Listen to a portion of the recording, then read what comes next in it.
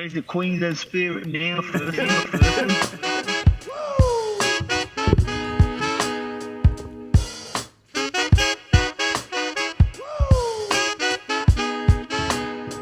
Welcome to the Off-Field Drama Podcast. I'm Sauce. I'm Berkey. And we're joined here by huge guest, Glen Boss. How are you?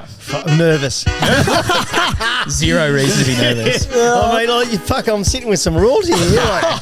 Not at all. I didn't sleep last night. Shit, turn it up. Well, we were just saying, you've got your own podcast, so you know the environment, you know how it goes. Yeah, I know how it goes, but it's nice to be sitting on this side of the fence. But, mate, it's a pleasure to be here, boys. Pleasure to have you. This. We call our listeners the shareholders. Yeah. And the shareholders have been waiting for this, so Is that right? I've got a few questions. Jesus, how much for a share? Not a lot right now. She's cheap as shit. It'll be cheaper after you finish with me. Can we plug your potty straight off the bat? Oh, of course you can. I'll plug yours when I'm on mine. Let's So rock and roll. What's it called? It's called Who's the Boss Who's the Pod. Boss? Yeah. Who's the Boss Pod? Who's the Boss? Because, if you type in Who's the Boss, that Tony Danza comes up. Oh. Fuck him. He's all over the place, that bloke. But, it's a fun space, isn't it? Yeah. Mate, And you had Alfie. First guest was Alfie. Well, he's my best mate. We grew up together. Yeah. And it was a privilege to have him on as my first guest. How do you know each other? Did you, since 18, you said? Since we were very young. We met at a chance meeting and then we just kind of clicked, Yeah. And our first real meeting was him carrying me out of Melbourne's like a baby. Like literally. At 18? Yeah. Yeah. Yeah, full of drink, bad manners, and I got the star of Queensland carrying me out like a baby to put me in a taxi. Were you a jockey then? Yes, At 18? I was an apprentice, yeah. Yeah, right. Yeah. So he obviously loves his racing. Oh, he loves his racing, loves Yeah. a bet. But yes, we just clicked and we've been mates ever since. Like most of us. Yeah. He's hard Love not a to bet and a like. drink. Yeah. Oh, yeah, of course. Yes. You two together would be a wild combo. It's like he's the gunpowder on the spark. It's just ridiculous. I was just speaking to him just now. He's out at Bundaberg or somewhere.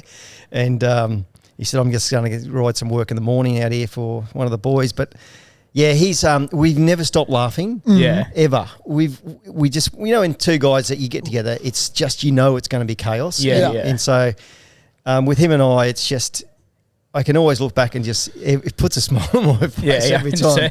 But yeah, no, I love the bloke. And, because he was my idol. Yeah. And then he became my best mate. He was best man at my wedding. Wow. All that stuff, but like he's still my idol. You know what I mean? I still love being around the bloke. And Did you play footy then? Like when you were younger? Or? Well, you obviously Caboolture Snakes, I played a bit of. Cabo. I was brought up in Caboolture, so I played a bit of rugby league. Have a look at me. Was never going to go far. But I'm bigger than Alf. I'm taller than Alf. Yeah. Not bigger, but rugby league was never going to be. Alf's quite stocky. He's quite strong. Mate, and I'm stocky. telling you, pound for pound, Yeah. he's the strongest bloke I've ever met. It's crazy. For his size, because he's thick. He's thick, mate, and he's strong hands. We've had a few wrestles at the time, and it's like, mate, I'm tapping out real quick. Would he be the top? He could ride top weight in the Jericho Cup yesterday, could he? Or would he still be too big? Yeah, he wouldn't have the nerve for it, Tiven. Has he ever got behind a horse on the saddle? Or No, I don't. No, I don't think so. He wouldn't have. Billy Slater, he's the one. He's the one. I used to ride work with Billy. Billy Slater, he wanted to be a jockey. Like, can you believe that, right? Wasn't he harness? Did he do a bit of harness? No, thoroughbreds. No, right. He used to ride work with me at Gay Wardhouse's when I was down there in my early 20s, late mid-20s and late 20s. Yeah, wow. Yeah, he can ride a horse. He was doing a bit of Channel 9 work and it was fantastic. He's such a talent. Yeah. And he's another guy. You just love being around him. He's just got this way about him that he's an infectious type of person, Do you live in Sydney or do you live in Brizzy now still? Or Gold Coast. Oh, Goldie, yeah, Live at the Gold Coast. And you go back and forth, obviously, for Mate, I'm in races planes at least twice a week now. Yeah. Yeah. So You got your own PJ or what's the go? Yeah, shit, yeah. How do you think I got up here? It's only a short flight, but I made it. So would you ever do what Billy Slater does? Has anyone ever approached you, the networks, to do any of that work or nah? I did Channel 10 the last 2 years of Channel 10. Oh, you did? Through the carnival, Yeah, yes. yeah. Beside him, sitting beside Eddie. So, How was it? It was good. It's hectic though. It's Yeah. harder than you think. Yeah. Like, doing that stuff, sitting there beside Eddie Maguire, like he's just on. You learn so much, but it's a lot of work. By the end of the week, I was that spent. I actually got really crook because not only was you up early doing all day, Yeah. but you're studying all the night to get because you're on live. Yeah, yeah. And you got to know your Bruce stuff. McAvaney, who's a great mate of mine, he said, whatever you do, over-research, overdo everything. Yeah. Be over-prepared. So I'm like, mate, I'm not sleeping much because I'm just doing stuff. By the end of the week, I was cooked. I was absolutely Fucking cooked, hell. and then I got real sick because I was just like that the whole week. Riding horses was far easier Yeah. than doing that stuff, I tell you. Really? Fucking hell. Because I would sit there and you'd think, oh, this is going to be laid back. You're just going for a trot, away you go. Yeah. But yeah, you're right. Doing that stuff on a horse, yeah, that'd be easy, but I was actually on the Yeah, because you've got to be prepared for the interview and you want the that- people to like the and interview. you've got to know what you're talking about. Yeah. That was one of the compliments Billy got, is that I don't think people thought he was going to be that good with communicating, and like it was like he was. You could tell when you think about it, he was over prepared, and it came across very well how he spoke to the jockeys and stuff. Like, Well, he coaches Queensland. He's a people person, right? Yeah. He is a very good people person. yeah, People don't understand that. He's super intelligent, can ride a horse, but you can tell the jockeys were wanting to talk to him Yeah. because he's so well respected in Yeah. Australian sport, not just rugby league. In any sport, like he's just so well, he's regarded very Yeah. highly. down in Melbourne, even you can imagine. Oh no, anywhere you go, he's Yeah. Australia. He's a Yeah. Yeah, proper. J-Mac looked like he was going 6 to midnight every time he got to talk Oh, to he got to talk to him a lot, Mate, didn't he? yeah, fucking hell. 11 times, mind you. Yeah. Yeah, talking about J-Mac, he said, I seen him earlier, and we were very close. Actually, he just texted me just before we got on. Shit, I'd love to have a listen to what you and J-Mac are Oh, going we to say. talk a lot. But he said to me, I said to him after the first day, I said, how you feeling? He said, I'm fucking dangerous. He said, I am feeling so good. He said, I'm going to break the record this year. I said, mate, I reckon you will. And he broke it by 1. Yeah. But you could just tell. He Yeah. just said, I'm dangerous this week. Shit, mate, the That's- shareholders would have yeah. loved you if we could have got that mail in. Bloody. But he was, at the end of the week, though, he was dirty. He said, I should have rode 15. Yeah, I right. dead set should have rode 15. I carved a few up, or things didn't. I said, Didn't go to I said, play. mate, you're fucking human beings. Stop your bullshit, mate. Like, you're not a robot. Yeah. And you're dealing with a lot of stuff, factors. Yeah. I said, it's not always perfect, but that's the type of person he is. Well, because he won a few at a price. Like, obviously, he was on a bunch of favourites, especially on, Yeah. what was it, the last day. Yeah. But there was a couple he won at an all right price that you were like, fuck, I wish I got on that. Yeah, well, he gives them all every chance, basically, you know. You'd have to be up Can if you backed can him. you dumb it down for me and a few of the other shareholders? Because when you say that, he loves his horses. Yeah, Berkey. yeah. Like Berkey's a big Yeah, race guy. massive. I'm Good. I'm Love more it. into my footy and whatnot. How do you when you say dangerous? Like how does he know that? Well, it's our big week, right? Yeah. It's kind of like the grand final, Yeah. if you can put it into those terms. So mentally, you sort of really get up for it. But physically, I've never seen him look so good. Like True. When he took his shirt off, he's ripped to shreds, right? So he's up for the moment. So it's kind of like mentally he was so prepared for that week. Yeah. And he already had it in his mind that I'm going to break last year's record because he had the rides to That's back it wild. up. Yeah, and like he said, he probably should have smashed the record. He broke it by 1, his own record, by the way. Yeah, but so it's like any, if you're a golfer and you're getting ready for your major. Yeah. You know, it's the grand final. You're just up for it, and you Yeah. just go to a place where you haven't been before. You know what I mean? Because that's where your mind takes you. So Yeah. when was that for you in your career? Like, Oh, was there a that, yeah. period for you that you were like, fuck, I'm on one now? All that through the for sure. You know, through the spring and the best parts of the autumn, but especially the spring. You know, because your whole mindset is geared towards that kind of month, and you just get up for it. You know, and I mean, I just used to love getting in that moment because you just something would happen with your brain, and you just go into this different place where you're just kind of better than what you were the week before. Yeah. It's crazy. Because that win on, I mean, you know, like I said, I'm going 6 to Midnight Avenue here, but that win on Colding, for instance. Oh, yeah. Like, that was fucking wild in the Golden Eagle. Golden Eagle, that was wild. And that was only how long into, like, was that the first Golden Eagle? Or like That was the first yeah. one. So he come off winning the Epsom. And the horse himself just did that after the Epsom. I remember we trolled him, Chris Waller trolled him in between because it was about 3-week break, 2.5 weeks. Oh, actually 3 weeks, yeah. And I trolled him. I said, mate, this will not get beat. So we all, not I didn't load up, obviously I don't bet, but they just loaded up on him. And I mean, the circumstances of that race, Yeah. I was following the right horse called Brutal, who was the horse to beat. But he got a flat tyre and looked like a Woolworths trolley in front of me.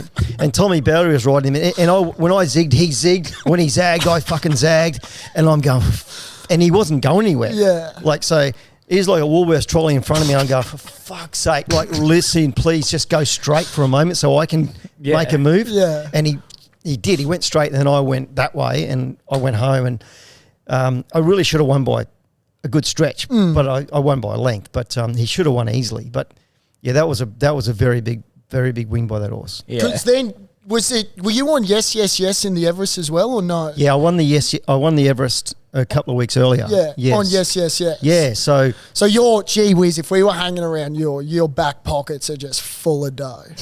my horses. Just that 2 weeks, horses won over $20 million. That is insane. That's crazy. $20 million. So What did you end up with? What is the? Can we ask what your total prize money our is? official commission's 5%. It's 5%. But then you get the plus. Yeah, the right. bonuses on top. What was Did I more say that out loud? Fucking tax man. They're both the cunts, aren't they? Yeah. See, now you made me angry. I was really happy now. I apologise. I wasn't meant to go there. You fucked my day up. Started talking about tax. No, that was my fault.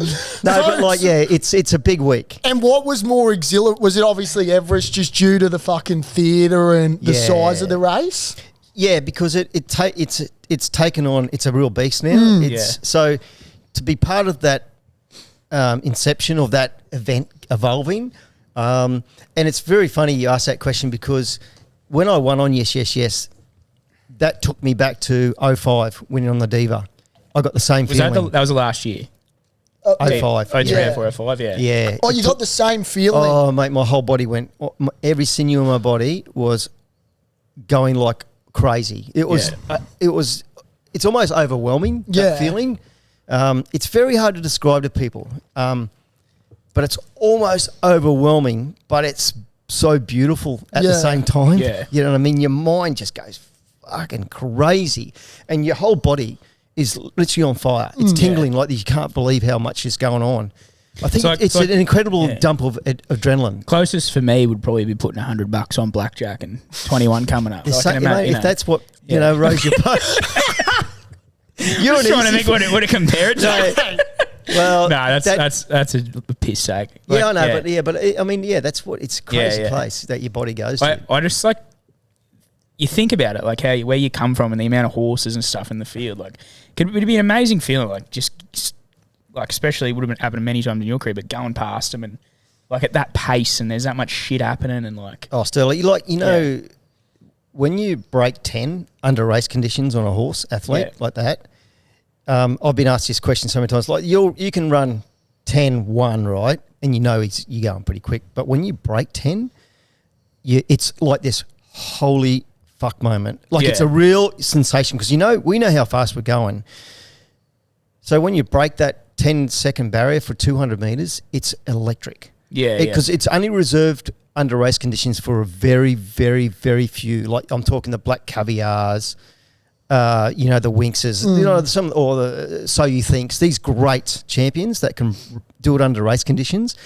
He did that, yes, as a 3-year-old. Yeah, which is fun. And beat the best sprint field we'd ever assembled, in a long time. And, but so when you break that 10-second barrier, it's like, oh wow, Yeah. you know what I mean. So that's where the electrician comes. Is there a favourite horse? For me? Besides the Diva. Oh, besides her, yeah. So You Think was like a bona fide superstar champion. You know, I got to win a Cox Plate on him as a 3-year-old. Yeah. And he wasn't even physically 3 yet. Yeah, like right. it just blows your mind. He was 2 and 11 months, and he wins a Cox Plate. Do you get, this could be a silly question, do you get like the connection to a horse? Absolutely, like yeah. Seabiscuit type, you know? Oh, you it's watch, not. You know, it's not Seabiscuit, but it's a real connection. So they're essentially like Avatar horses, bit like that. But essentially, horses are like big dogs. Yeah. And they've got more senses than dogs because if a horse to survive in the wild, like they haven't got teeth. You know what I mean? They haven't got they haven't got things to protect them. What they have to protect them is their senses, ability to see amazingly over distances, to hear, but to sense. They have these incredible senses. So, yeah. So when you do have a bond with them, it's a real bond. Like they all check you out before you enter their space. I mean, I could sit here and bang about it for hours. How to ask. You have to ask permission sometimes to enter their space. You know what I mean? It's almost like you go up and put your hand up. It's like a dog. If you approach them in a very aggressive way, fast way, their first thing will be like either stand up to be aggressive or back up, you know, and that's what a horse will do. Has there ever been a time when you've gone onto the racetrack with a horse and you've sensed that they're not on or vice, but then they've actually ended up turning it on and you're like, what the fuck? I thought you were just in cruise control, but he actually showed up, or vice versa. Yeah. Where he was just on, but then he didn't actually end up turning on? Yeah, not so much on the day, but you'll see him go through the week and you'll obviously be part of that process, and the last time you'll go, mate, cannot get beat. And then race day you go, mate, if I could have went to the barriers and had a red flag for everyone saying can't win, or a green flag, you know what I mean? Because you know straight away, by the time you get to the barriers, you go, I'm in trouble, because they're just not there. And I very rarely got that wrong. That's amazing. Yeah, you very rarely got that wrong. And there's other times where you'll ride a horse through the week and go, and then all of a sudden you go in the barriers and go, where'd you come from? Because their adrenaline kicks in and they're real proper race day horses. Do you think that they know that they're racing? Oh, of course they do, yeah. I mean, hundreds and hundreds of years of breeding. Yeah, true. It's just in them. Yeah. They're bred to race. Yeah. It's like, people ask me that question, it's a good one to ask, because it's like if you're brought up a farm and you buy a sheepdog or a cattle dog, as a pup, it'll start pushing chooks around. It doesn't even know why it's doing it, but it'll instinctively start herding. Yeah. Because that's what they're bred to do over hundreds and hundreds of years. That's what they're bred to do. And horses are no different. Because we've been breeding the best of the best of the best of the best. You know what I mean? So the weak ones have been pushed out to the side. The slow ones have been, so slowly we've got to this point where the horses, the evolution of the horse, they know exactly what they're meant to do. Does it give you the shits around Melbourne Cup time when people whinge about it? Oh, it gives me shits all the time. But it just happens to come up around Melbourne Cup. Oh, of course, what I mean? because like it's the They're spotlight. fucking peanuts, mate. But I mean, but like, it annoys the shit out of me. You know what? The funny part about it, they kill all this stuff. They renter crowds. Can we put it that straight? Yeah. These people are renter crowds. Yeah. They will protest. They'll be at protesting an oil rig next week. So they get the bend and they go, oh, fuck, what are we protesting for? And they're virtually paid. They're renter crowds. Yeah. They have no fucking idea what they're there for. So true. And the thing is, though, it's the ignorance of the people. Yeah. Exactly. They don't understand what they're protesting against. Well, I'm not saying that in a bad way. They're just ignorant to the fact. If you were to just say, mate, come on, let's go and have a look what really goes on, and they might have an idea. Well, my sister and niece would do equestrian, and they would. I'd always compare it to that. Like, they looked after better than some humans, like some horses. Mate. Like some of the food, how they're groomed. It's like Go and fix the homeless problem. Yeah. Because these horses are treated better than human beings. Literally. You got no idea. Yeah. But that's the thing. They're ignorant and they don't want to learn. They just want to protest because they're fucking angry people, most of them. They're angry people. Life's not good for them, mate. They've got a shit life. Yeah. And They should have backed Makybe Diva back in 3, 4 and 5. They might be a bit happier. Mate, just come up to the Cax and have a few beers and fucking relax, will you? Yeah. Honestly, just chill out. It's not that life's not that bad. Oh, I know, and that's what blows my fuck but it's the same ones every year. There was a big protest. I'll never forget it. A couple of years ago at Black Hyde, across Gambarra's Black Hyde next door to us. Yes. And it was all the meat. Same people. Same people. Yeah. And they're there with like buckets of blood and signs and shit. And our steak restaurant's down the back, and I go, I don't know that it's down there. Like, but they try and go in there and fucking like as if that's going to turn anyone off. Like you and your sign. And, no, all that does is free advertising. It's just mate, beautiful. Yeah. I got the best steaks in Brisbane. Yeah, I know. Yeah. Can you take us into the jockeys room? Because we know what you jockeys, loud mouths, fucking love to chirp, get on the grog. Yeah. Take us in there and just tell us, what goes on and who's the biggest menace that you had to deal with in there besides yourself? The biggest menace, I'd have to say, geez, that's a good one. There's a few. Yeah, well, you can put a few in there. We can box trifecta. Mark Zara in Melbourne is unbelievable. He's just jokes all day, and he's got this ability to mimic people. Like he'll meet you and mimic your movements and the way you talk. So he fucking just takes the piss out of everyone all day. I'd say in Sydney, Tommy Berry's pretty good. He's always a bit of funny. Jakey Bayless. Oh, really? Yeah. He's got a brother, Regan Bayless. Jakey's up here. Regan in Sydney is he's a fucking pest. Like, because he's just doing stupid stuff all day. And, he'll sit next to Kieran McAvoy, who's a bit serious. And Kieran says, mate, please, not today. Not today. And so that's his signal. He goes worse. He just gives it to him. And he's a bit of a prankster. But what about Muncie? Chrissy Muntz? Muntz and we grew up kind of together. We went through our apprenticeship together. But you didn't really have much to do with him in your racing career? Oh, yeah. No. We went through our apprenticeship together. Yeah. We went through Sydney together. Absolute superstar. Like an incredible judge of a horse. I can always remember ride and work with him a lot, and his ability to target and find a horse was unbelievable. And he trains well. He's training well with his family. He's going great. He's a ripper. Do you own any horses? No. I have shares in stallions, but I don't own horses. Why is that? Just because you don't want it? Or? I just haven't really... I just haven't found the need to do it at the moment. If I found a horse, I thought, that might be a nice one to get into or something, I'd probably do it. I would do it. But I just haven't had the feeling to do it at the moment, I mean, you'd always have a soft spot for any So You Think Colts or fillies running around. Could you imagine buying one of those and finding one as good as him? Like, fuck, these are things you dream of, But it's a fun sport to get into with your mates. Yeah, it's an expensive one on your own unless you got the cash to back it up. But it's a fun one to do with your mates if you find the right one. Who won? I can't remember. Who won the cup this year? The jockey. The Irish fella. No, Robbie Dolan. Robbie Dolan. Yeah, he's from Brisbane, isn't he? He rides up here. Yeah. Now Robbie, he's a great story, right?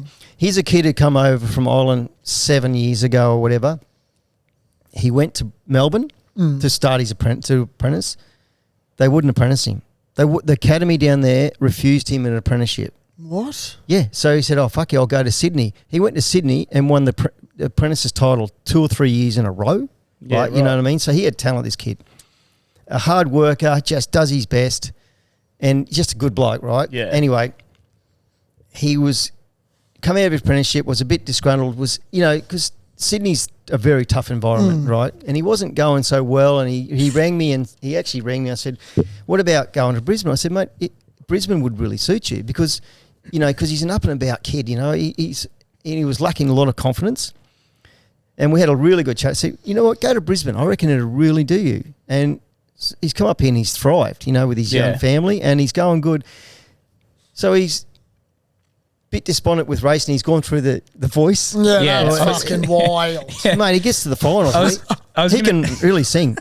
Like he can proper sing, right? That was my question. I was going to say, do you have any hidden talents like him singing? Shit, you are. He can genuinely sing. No, he can proper sing, right? And his career's going to go either one way or the other, you know. And anyway, he's singing on the cruise ship like 2 years ago. Sheila Laxton's on the cruise ship because they've got the Cup tour.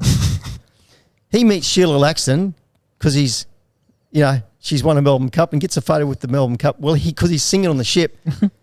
And then 2 years later, he wins the race. Like, these stories you can't make up. Yeah, wild. You know, and you know that horse, there's not one person I've spoke to had that horse winning. That was the first one I put my pen. I didn't even know it was in the field. I just went straight past it. It was the first one I put my pen through. It's bred to be a sprinter. Form was average. What do you put it down to? How does that happen? Just I think the stars line up sometimes. And to be very honest, boys, it was one of the worst cups I've ever seen. As far as field wise, as far as depth, it'll go down as one of our worst cups. It's a great story. Yeah, and all that.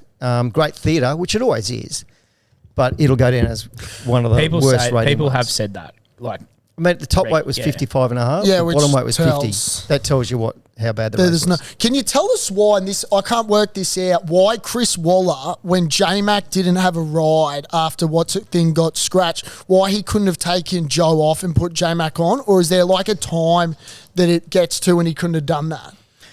That was just a big fuck up, wasn't it? Yeah, like it blows my mind. It was just a big, big mistake. Like that was the worst ride.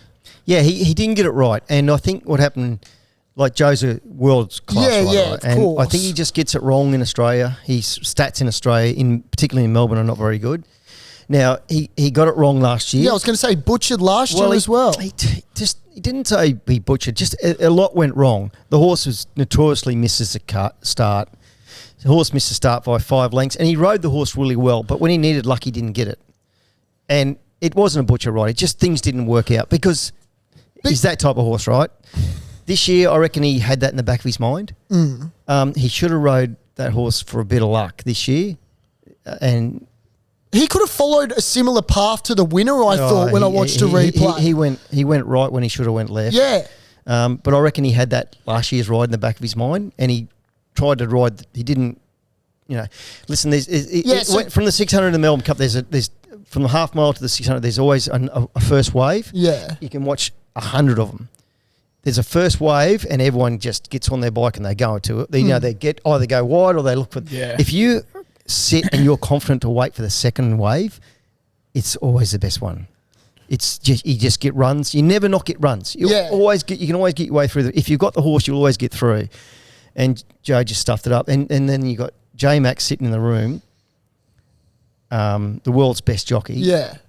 Watching that horse go around, he must have went. So what is it? Like, take us into the mind, like, as a jockey there. So you're saying at the 600, that's when... Because, like, what do you got? It's like a split decision move. Like, how fast are you guys going? Oh, we're doing about... At that point, you're probably doing upwards of 68 kilometres an hour. So... And they're like, what, 500 kilos? Yeah, I mean, that's a small one. Yeah. So...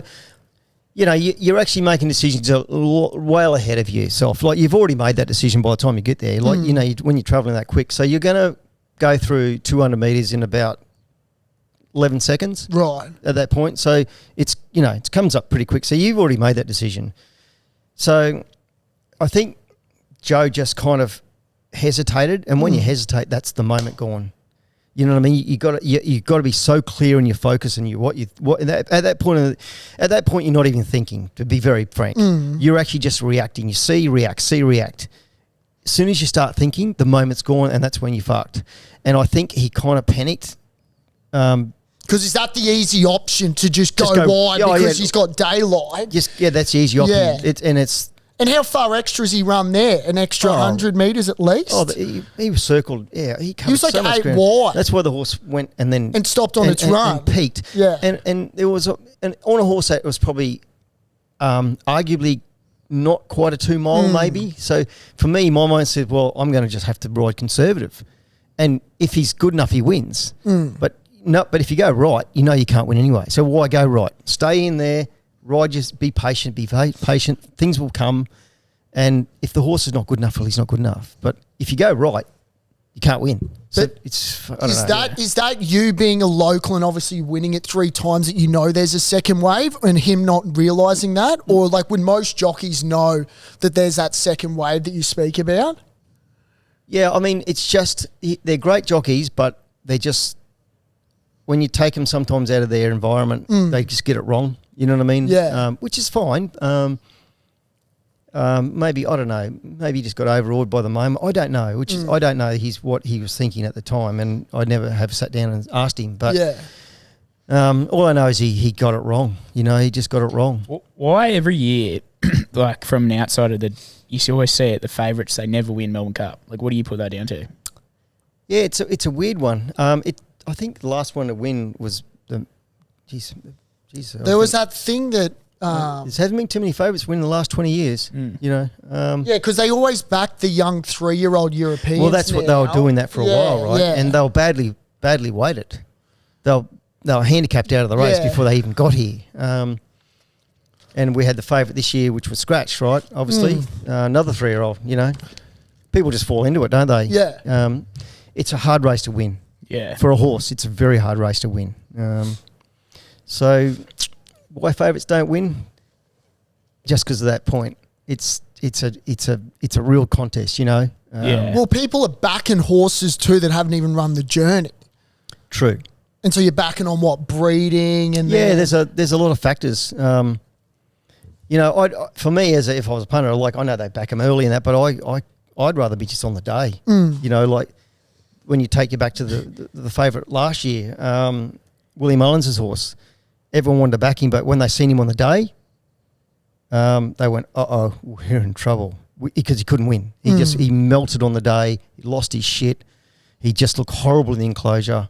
Verban, I'm talking about. Yeah. He was one of the favourites again this year. My uncle's mate just bought into it because now it's with Gay. Yeah, Verban. Yeah. He just bought 5%. Oh, okay. And I was like, Jesus Christ, you've got some dough, big fella. What's the theory about the Courier Mail? How they say usually the front page, there's often a horse on the front page, and that always wins. Is that right? I'm pretty sure I've never heard if you that. look into it, it's like this year. The one this year, it was on the front page, and it was the story about. That was the Queensland horse, probably.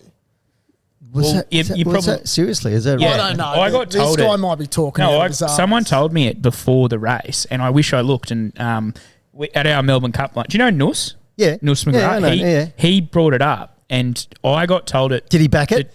He did, yeah. He put $5 or $10 on it. How good. And at paying, what, 101 or something, 80, $90? You know, it was the worst result for all the bookmakers, all the corporates. Good. Really? Yeah, because it was number 11, and a lot of people back out. Like, you know, I'm talking $5, $10 punters, $20 punters.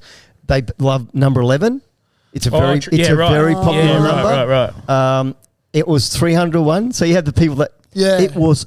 Was it 300 to 1 at one stage? Yeah, it was the worst result for all the the corporates. Yeah. Fuck. Who did you back? You wouldn't think. You'd think, the outside wins. Oh, they won. I'd love to look into that, but the Courier Mail thing, like, Yeah, or some yeah. paper, like, it's just a load of shit. But It's like, a load of shit, but it's good to talk about. Yeah, like Yeah, keep he going. brought it up at the lunch, and I thought I heard that week, and I went, "Fuck, why did I not look?" Like, How does it? Can you tell us? Because you know, as a punter, and we back something, and we say we back your thing, and it's 3 wide, and we're blowing up. Yeah. Bossy, you fuckwit, Yeah. you've got it 3 wide. What are you thinking then? Because obviously you're like, this isn't where I want to be, but you're just trying to relax the horse and just hope. It's all about rhythm and relaxing, Yeah. and then it becomes about timing. Like, you know, not going too soon, and hopefully something comes out and gives you a bit of a card into the race at some point. But generally at that point, you just go, well, you can't get in. We haven't got, you're not on a helicopter. And I love, this is what I love, lads. Like, obviously now on the other side of the fence, like we'll go to the pub or with the boys or something.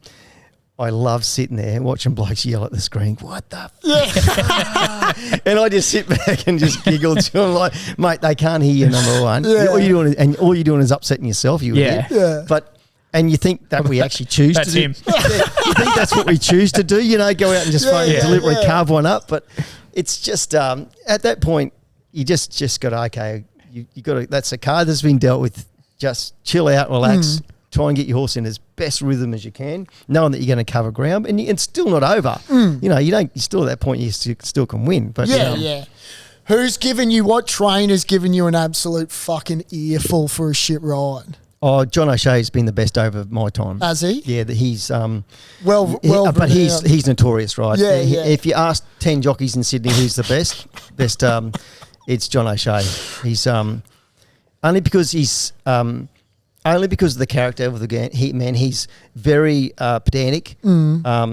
He works very hard, obviously, and he's one of them guys who will leave no stone unturned to get victory. So when he doesn't get it and you don't go to that level, something goes wrong, he'll fucking just tear you a new one. Like literally tear your new ass off. Can you remember one that you can tell the shareholders? Oh, just no. There's just many of them. Like what you're going off. Hand over the head, and steam coming out of the ears. Like, why the fuck do I even put you on, kind of thing? What the fuck? You know what I mean? Like, why am I wasting my time? You know, and I used to give it back to him anyway. But like, just because we're good mates. Yeah. But the best part about it, he'd tear you a new one, and then an hour later, brand new. Start again. Move on. Yeah, we've done that. Fucking move on. Have you ever had a scrap with another jockey? Yeah, I did have in Melbourne. I had a scrap with one. Yeah. Can you name him or no? Or just no, he was in New Zealand, just right? call him X. Yeah, X, right? Yeah. And he come over. He was riding in New Zealand. He come over, and it was the what they call the last day, the mile race, the Emirates Mile. They used to call it the Emirates Mile, what it was. And I was riding one for Mick Price. It was favourite, and he put me on the deck nearly twice. Fucking yeah, right. And like dangerously, blatantly, just he got up 2 months for it, right? And I come back in, and the boys could see that I was like, I'm going to come in, I'm going to tear his head off. Right? And here we are, 250 kilo blokes going for it. The featherweights. So we got into a dust up, and the boys pulled us apart. But I was fuming, but we kept it inside the room, obviously, because So this is in the jockey's room. In the jockey's room, I come back and we got into it like. And I look back at it now, how funny it must have looked. Two little chicken bantamweights going for it. Anyway, he got his right whack, got 2 months and told to fuck off back to New Zealand. Yeah, right. But it cost me dearly that. Have you ever had jockeys? I mean, I know you're going so fast and hard where you've actually talked shit during the race. Oh, we talk like this. What, during the race? Oh, you got no idea. Yeah, it's like, because we're that close. Yeah. We can touch each other. And it's pretty quiet, you know what I mean? So what are you doing tonight? No, honestly, yeah. Like, I used to love it. Like, I'd come up, especially in a good race, like, because everyone's like focused, right? They're just like fucking locked in. Just say something. And I'll just say something out of something stupid, right? Because you look over and say, "What are you doing? What's fucking happening?" And that's like, "Fuck off." And as soon as I say, anyway, so what are we doing tonight? Shit like that, Like, geez, you look like you've concentrated. Or say, how bad you rode that thing in the last. Like, what were you thinking? Yeah, like stuff like that. Yeah. And and they're just like, "Fuck, bossy, fuck off." Like richly, and then I'm just like, because I'm, when you're relaxed, and you got a bit of time. I mean, when you've done it so long, it feels like everything's so slow. Second nature. So I'll be sitting there relaxing, because that was my thing. I just sit there relaxing. And you look over and say, fucking hell, look how tense he is. Yeah. And so, what were you thinking that last race? Fuck me. Like, really bad, eh? Oh, mate, please. I used to love shit like that. Would there be any ones that bite back in particular? Like, obviously, Makybe Diva maybe? Or Mark would have a giggle. Yeah. Because you couldn't upset him. But yeah, there'd be a few that would bite back, and then come back in the room and say, "Mate, please don't do that." It's like, come on, mate, really? It's just a bit of fun. It's a bit of fun. Yeah. I've always wanted to know if you guys talk shit during the race. Most of it's for safety. Like, most of it's like, "Hey, bossy, I've got one inside me." Your peripheral vision mightn't be, you might look over and see him, but there might be one back that you can't see. And so you'll start to go move or something. They say, "Hey, I've got one inside me. Just give us 3 or 4 strides and we're sweet." And you go, "Oh, thanks, whoever it is." And then it all gets kosher, But so it's most of it's for safety. If you're like, is there times where if you're traveling and you can tell something's not traveling, will you fucking or get the fuck out of my way? Or because they're so focused on obviously winning that they don't give a shit? Oh, listen, there's definitely times when you're jogging and you can see them come off the bridle, and not to shove them, you'll say, "Hey, Mark," or whoever it is, "Hey, Tommy, listen, I'm coming out." And they'll say, "Okay, just give me a few strides." And it's not dirty riding. Yeah. But you just don't want to go like that and push them out the way Yeah. because it looks bad. But you're because you know that you're going to get them anyway. It's better off saying, listen, boys, listen, whoever it is, 4 or 5 strides, I'm starting to come, and they know you're off the bridle. They're off the bridle, so they just let you come. You know, Yeah. so it's all tidy. You know, I mean, I know if I'm a punter and I can see you're travelling and you're stuck up the backside of something and we're heaving, you must be like, fuck me. well, if you're where behind is them, the it's tough. gap? If you're behind them, it's tough. But if you've got someone beside you, you can maneuver them out of the way. But you do it in a nice way, kind of. You know, yeah. so it's kind of all kosher and no one gets upset. You know. Should we go down the Makybe Diva path? Oh, yeah. Because, I mean, I know you would have talked about it 1,000 times.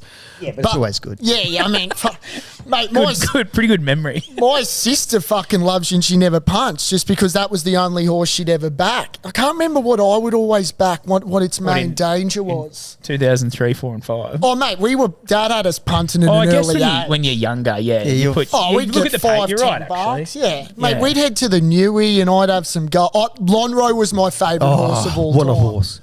So I've got a soft spot for Darren Beedman. What's he's your my- favourite horse of all time? So you think? Makybe, because you know, You did say that. she's just like, you know, I went and seen her about a month ago. She's 26. Fuck And hell. she just looks so healthy, you know. And just go and spend some time with her is just What's the typical age for a horse? between 26 and 30 is about their lifespan. Yeah. But she's a real healthy, well looked after mare, and seems to look very young still. Isn't that crazy? Obviously the connection. Like you go and still. Oh, you mate, see you it, just yeah. go and cuddle and Yeah. You know, honestly, boys, it's quite a spiritual moment because she took me on an incredible journey. Yeah. So when I go and see her, and I try and see her at least once a year, you know, Yeah. at least if not twice. It's more just to go up and say thank you. Yeah. You know, and you just have this moment where you cuddle, and horses she'll be with you for 5 or 10 minutes, and it's like, now fuck off. You know what I mean? They'll let you have your time, and then she'll want to go and do her own thing, and you don't force her to stay. You just go, thank you, thanks, because I call her mum, so thanks, mum, and off she goes. You know, and she does her own thing. Yeah. But she'll give you that moment where you just cuddle and you just That's awesome. and you'd get really emotional. You know what I mean around her. Like I've taken some. Like Mick Croker come down with me, the Croc, right? He come down with me down there to see her one day. We were doing a tour, and so it was Mick Croker and who else? I've forgotten. And another footballer. I'll think as we're talking. Chris Walker. No, AFL player. And Mick cried. Really? He cried. Wow. He said, mate, this is a very special moment because I know I'm in the presence of something very, very great here. Yeah. Just to be around. And he actually got really choked up. So to see a man of like his stature, like he's a man's man, right? Yeah. Fuck yeah. To see him get really upset, and not upset, but just kind of It's emotional. very emotional. Ty Keneally was the other one, and he was the right. same. Oh, yeah. He was literally shaking. He said, mate, this is unbelievable. Yeah. So when you get with that animal, and because you know her story, people just go real funny, Yeah. you know, and I get the same. Is she a bigger horse, like a big Oh, horse? she's a monster. Yeah. I'll show you photos of her later. She's a big, imposing animal. So let's start. So 03, she didn't win the Caulfield Cup in 03. I can't remember. She got beaten. Yeah. She drew 22 barrier in the Caulfield Cup of 03. And that was my first ride on her under race conditions. We rode her back. She ripped to the line and ran fourth. And we went, okay, we can win the Melbourne Cup. You know, because she had 51 kilos. Yeah. Her sectionals don't lie. Her sectionals were very, very quick. And we knew that we hadn't got to the bottom of it yet. So we were kind of pretty right. And all she had to do was do the right things for that next two and a bit weeks. So, and she just blossomed in that next 2.5 weeks. So, yeah, we knew we were on the money. All we had to do was just all I do was give her a good ride. Did it go to plan? Went to plan. Everything we did. Tony went and backed her to win over $1 million at the Call of the Card on Monday afternoon. Oh. He was a big punter. Yeah. And What was it paying? I think she was about 7-1. Yeah, right. 8-1 or 7-1. He backed her in. So Fuck, he's had a collect and he's a had half. a good collect, yeah. But we had a team meeting on Monday night about how we were going to execute this, go through it all. And, and I just executed my plan to perfection. No, but I had the athlete underneath me to allow me to do that. Like, lad, she was a different beast. She had an aerobic capacity like you'd never ever seen. Like, you just couldn't hurt this animal. And that was to be proven her greatest asset. She had the ability to stay. She had the ability to make long runs, or she had the ability to just sit there for a lot longer and then just go. When you fucking lit this thing up, it went. No lag time. It was like 2 strides. I was at my top. Where What? Most incredible animal. Because you're just giving it a little pull of the shillelagh. Oh no, I'm just sitting back waiting while everyone just starts doing moves and getting all panicky. I'll be sitting there going, "Fucking, you wait till I let this thing go." Yeah. And it was like you knew you had 6 lengths. Yeah. When you went. Yeah. So I had that animal. I had that athlete underneath me, so it allowed me to do things that anyone else couldn't do. Yeah. So the level of confidence. What's the difference? You think of like Black Caviar and Winks and stuff. What's the difference between those horses and Makybe Diva?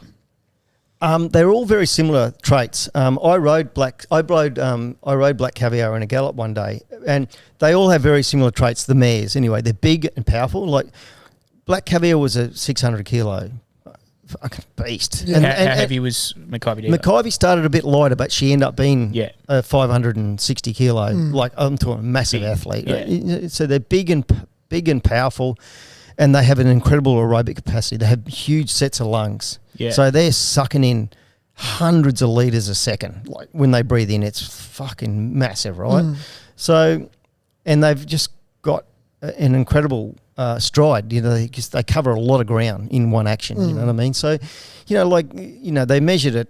I think Black Caviar was up around 9 meters a stride, 9.5 or something like that. That is fucked. So you're in the air for a long way. You know what I mean? So and Makybe was similar. She had amazing action. Wait, what? 9 meters a stride. So you're in the air that long. Wait. Yeah. Hold on. So you're in the air. You want a fact check, boss? No. I'm thinking that in my head. That is insane. You're in the air for a long time. So you're covering 200 meters. In, just over 10 mate, seconds. I'm like not a horseman, like I said. This is fascinating me. Yeah. So what happens? The good ones, like you say, the Winks is like, and they give you a really strange. When you go and flat out on these real good ones. And I've spoken to Huey and all the boys, you get this very weird sensation because what happens, they actually lengthen stride. Yeah. So they feel like they actually go slower. Yeah, right. It's a weird sensation. And you half panic because you think, fuck, they're coming. But all they're doing is lengthening stride. They get a bit lower and they just lengthen out. So you get this weird sensation because they actually have slowed down in a way because they've just gone longer. Yeah. So you've got this weird sensation where you think you're actually going slower, but you're actually going so much quicker. You're just gliding. You're gliding. Yeah. It's a weird one to know unless you've experienced it. You know what I mean? Mate, I was the once on a horse, and I can't remember if there was what do they call it, the harness? The trotters. Yeah, there wasn't anything on it, so I was like bareback on it. And I was a young kid, and I had someone with me. How are the gonads? They're still trying to come down. I was like five or something, and I ended up was falling off it, and I bit the mane. And it took off, and I fell off. Fucking hell. Yeah, it's just my one memory of being on a horse. It's pretty scary, eh? I mean, it was. They're not like nah. Yeah, like, for you they'd be fucking. Yeah. So what? So then you go into 04, and your confidence is obviously high, or yeah, that was a really different year because. She come off the autumn. She had a very substandard autumn. She got beaten in the Australian Cup. We won the Sydney Cup. Anyway, she had an indifferent prep, and she started to find form at the right time. And we were very confident. But she went from 51 kilos the first year to 55 and a half. So she's jumped up heavily in the weights. And Vinnie Rowe, who was in, Dermot Weld brought Vinnie Rowe over. He was the world's best 2-miler. at the time, he was 2 years in a row the world's best 2-miler. So he's a bona fide superstar. And Dermot Weld won the Cup. You know, he's the best trainer in the world at the time. Pat Smullen was here to ride him. Arguably, oh man, superstar. Yeah. So all the stars were in there. All the things were lined up for them. So, and because we, as a mare, he had 58, I believe. So we've only got 2.5 kilos deficit. Yeah. It's not a lot. Yeah. And for the world's best horse, and if you ever remember that day, all the rain comes halfway through the day. We went from 25, 26 degrees. Mate, the rain came and temperature dropped to about 10. It was the whole joint. The whole day got turned on its ass. So I had this plan in my head how I was going to ride my mare. I was going to track him. I was going to track him everywhere he went, and I was going to probably beat him with speed if I could beat him. And then the whole thing got turned on its head because he's the best wet tracker in the world. So he's a wet tracker too. He's an unbelievable wet tracker. So I'm thinking, fuck, I can't beat him now. Like that. I had to go to plan B, which was I'm going to have to ride the rail. I'm going to have to save every possible inch I can to beat him because that's the only way I can beat him because I'm not going to be able to track him and beat him because he's going to be too strong. So I had a plan. I went, and that's where I executed that. I got to the fence. And you wouldn't believe over 2 mile I went around one horse, the whole race. Really? One horse. And that was at about the 400 metre mark. I popped out to go around one and then went back in. One horse.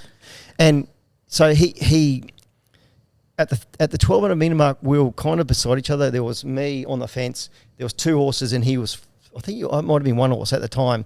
So he was 3 wide. Actually, at the point, 1200 metre mark, he was 3 wide. And I'm sitting on the fence, and by the time I got to 1,000, I thought I did the calculations. I thought, well, I know what he's going to do. He's going to have to go wide. He's going to be probably 8 to 10 wide at this, from about the 600. Yeah. So he's going to cover a lot of ground. He's probably going to have to go around at least 14 horses at this point. Fuck, so I'm calculating this point. I'm thinking I know exactly what he's going to have to do because he's going to make his move and go around the field because he's the best horse in the race, right? So I'm thinking, okay, he's going to have to do this, and this. I know what I have to do. I have to ride the fence. I have to basically save every possible inch to beat him because he's going to have clean air the whole way, but he's going to cover ground. So I did that. I rode the fence, and you wouldn't believe at the 350 mark, I popped out to go around one, and he come around and joined me. Firstly, not quite got level up with me. He got to join me he got to about half length of her, and because I'd saved so much ground, when I pushed the button, she gave me about 1.25 lengths, and that put 1 3/4 lengths on him, and I held that margin all the way to line. He couldn't pass me, only because of the ground I saved. If I honestly wouldn't have beat him if I tracked him. I wouldn't have beat him. Was that, you reckon, one of your better rides? Oh, without a doubt, in my life. And you made that on the day, the plan that, or you had. I made that plan, and actually, halfway through the day, at that moment, I made the plan. As soon as I just before the race, I went, okay, this is what I got to do, but like I said, once again, lads, I had the athlete underneath me to execute that plan. Like, I just wasn't getting on a sort of plugger. I had that whole, and she, as we later learned, she ended up being a very good wet tracker herself. Yeah. I didn't know at the time how good she was going to be, but she ended up being an amazing wet tracker. But having the ability to have the confidence in her to be able to execute that plan, I pulled it off, Yeah, it's fucking very, sick. Very proud of that ride. In my whole life, that's awesome. A gun ride. So then the pressure then of 05, where you've got the whole weight of the world. What a year. So what's that feeling like when everyone's like, fucking let's go? Just quickly, had anyone ever won 3 in a row? No horse. No. 2 in a row? There's been a few 2 in a row, but no, this is so we're going nowhere, right? Yeah. We're going to really, but that prep was amazing, right? So to just take you back, we actually never thought about going to the Melbourne Cup that year. Wow. It was all about winning the Cox Plate because to be Lee Friedman, who took over from David after the first year, he said to win, to make her spoken about as truly a great horse, like one of the greatest, like we're talking Kingston Towns and, truly up there with the best, right? He said there's only one race we've got to win. We've got to win the Cox Plate because it's our best race. Yeah. You know, the Melbourne Cup's our greatest race, but our best race is the Cox Plate. It's littered with champions. It's 2,000 metres at weight for age. It should be spoken as one of the greats if we win this race. So we said, okay, beautiful. I won a Cox Plate at that point. So the whole preparation was geared up different. He got her to win first up over 7 furlongs, which he would never think her. She won too short. Well, she won a Group 1, Group 2. It's now Group 1. She won a Group 2 first up over 1,400 metres. Yeah, that's wild. And beat specialist 1,400 metre horses that day. She got beaten second up at the Valley. I rode her, and because obviously her levels are still coming up, she wasn't nowhere near fit enough yet. And then she was unbeaten. So we went to the Cox Plate pretty well, and that was going to be our swan song. Like we were thinking, okay, we win the Cox Plate, it'll be the one, and so she won the Cox Plate in unbelievable style, won my first Cox Plate. Because I wouldn't think the Valley would suit her. Oh, just wait for age 2,000 metre suits her. Yeah, but like as in the actual track, or it just didn't matter? She was that good. Well, if you remember that race, everyone took off and there was 10 of us in a line at the 600 metre mark. They all just kind of got itchy and they got there was, of the 11 or 12 jockeys in that race, 11 of them fucked up. And I was the one that didn't, you know what I mean? Because I was on the best one, and it was just one of them crazy races which you'll probably never see the likes of ever again. It was at the 600 and 500 metre mark, before we turned, there was 10 of us in a line. You just don't see this shit, and they but just that's played because of her presence, that they're all trying to do something. They were all out trying to ride, they were all trying to beat me. But what they did, they played into my hands because they all went too soon, and she's the best horse in the race and just played into my hands. But what happened after that, Lee rang me on Tuesday. So when you're riding these great horses, you just fucking hate that phone call because I thought, okay, I thought it was over. You know what I mean? We won the Cox Plate, and that was our plan. I thought he was going to ring me up and say, "Bossy, what an amazing achievement. The dust has settled. The mare's, she's done a job. We're going to. She's retiring." And I thought that's right. I would have been upset, but I would have been happy at the same time. She's done everything we've asked. Yeah. He rang me on the Tuesday. He said, "Bossy, you better come down to the property on Thursday. This fucking thing's put on 6 kilos." And I went, I've gone from thinking it's over to what? He said, "Mate, you got no idea what this thing's doing. It is going that way." What in terms of what? Like her mannerisms, her levels. As an athlete, she's getting better. Yeah. Like she's eating more, she's getting more aggressive, she's just going to another place. So I got down there on the Thursday and I couldn't believe what I saw. What I seen. Were they doing anything to No. It was just the she's way just the way she's. Yeah.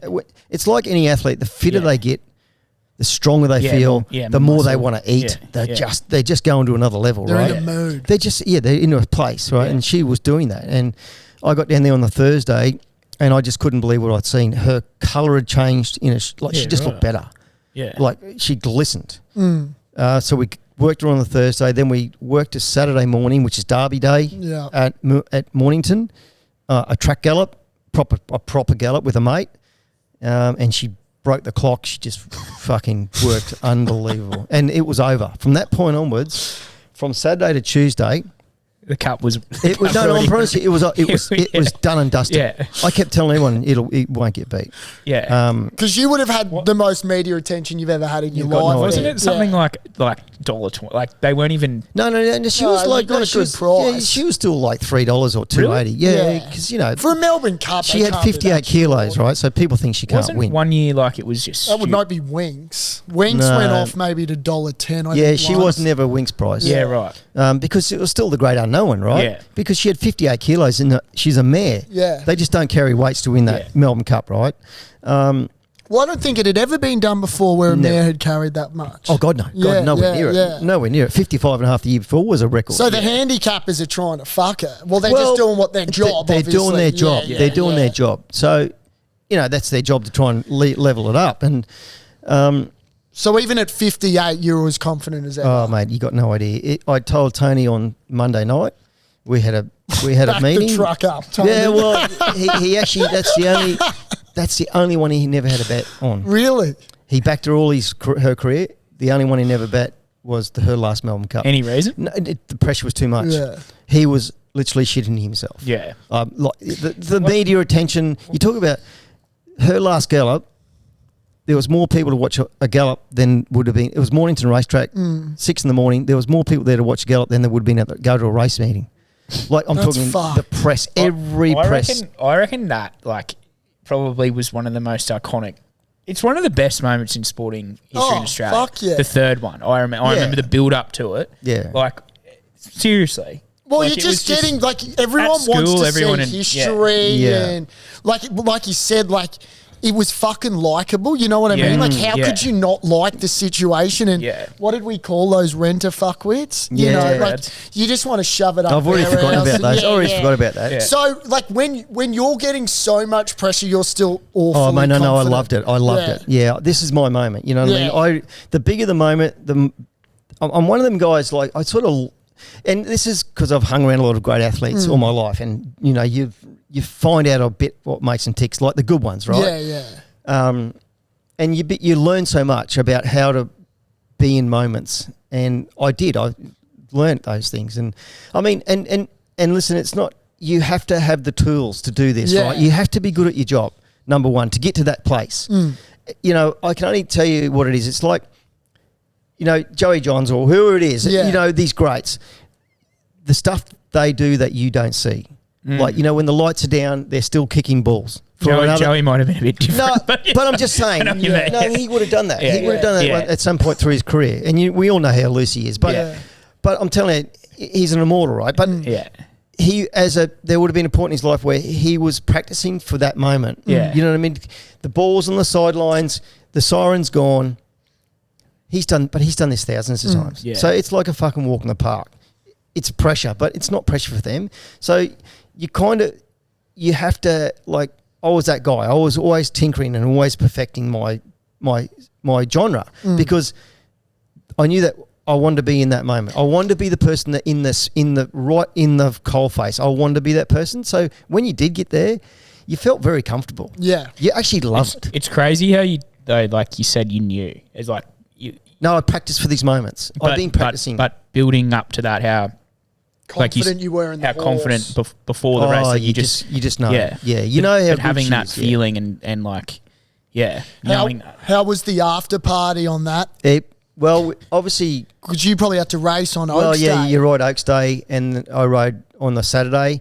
Fuck, so you had to hold it in. Oh yeah, but you have got a job to do. Yeah, like yeah. you go through the whole process, and you know that you've. But at the time, you walk into the beat of a different drum. Yeah. Because, you know, you can the press and it's just honestly it's. I say it to every winner that hasn't won one.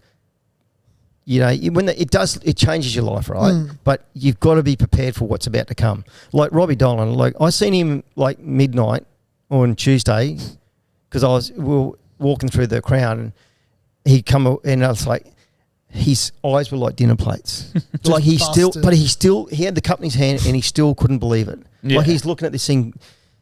I quite don't understand what's happening with my body right now and my thoughts. I said because it changes your life. So to win the third one, can you just imagine like the moments that you go to? Like it's you know. What was your favourite then? Just that going past the line for my third. Yeah. Because did you stand up and was it the third one that you could stand up? No, I just Wasn't there? There was a huge length you had. She won by length and 3/4. What was the biggest one then? The length 3. She won by three times the length and 3/4 every time. Wow. That's wild. That was the margin on every one of the races. Yeah. Right. But when you go past the line on the third one, because listen, I'm a history buff and I love the stuff.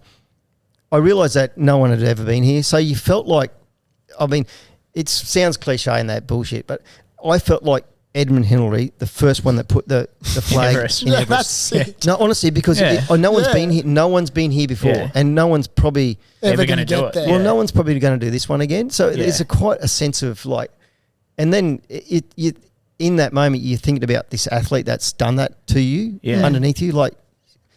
I don't think they will. Like, it just doesn't make sense. the way the cup is these days. Like when you think about it, you get shit fields, and now they're like the overseas horses. Yeah. Like the idea of an overseas horse coming over and winning it 3 times in a row, you can't imagine that. Just with the way travel is, maybe, I don't know. Well, it's just logistics. Yeah, logistics. Like, can you imagine? It doesn't matter about their overseas or wherever they are. Can you imagine? And these are handicaps, right? They're not weight for age races. Weight for age horses can win multiple races over the same year because it's the way it's structured. Yeah. Handicaps are different over 2 mile. To have a horse go up in weight and be that good on that certain day over that distance with all conditions and beating world champions, like it's logistically, it's almost impossible. Like you could set a book for that to be 3 to 1. You know what I mean? Like it's it's almost, you think about it, it's almost impossible to do. Is her longevity like something that other horses, like, is that what's sort of so incredible as well? She was very sound. Yeah. Yeah. Very clean.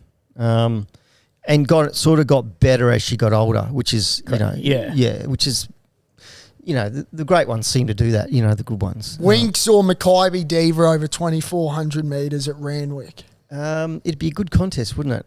Because I don't... Winks was just... and I don't like comparing. I hate comparing. I just hate it because they're all good for what they are. Yeah. I'm saying the shareholders, they want to put you on. But there's everyone wants to do that. Yeah.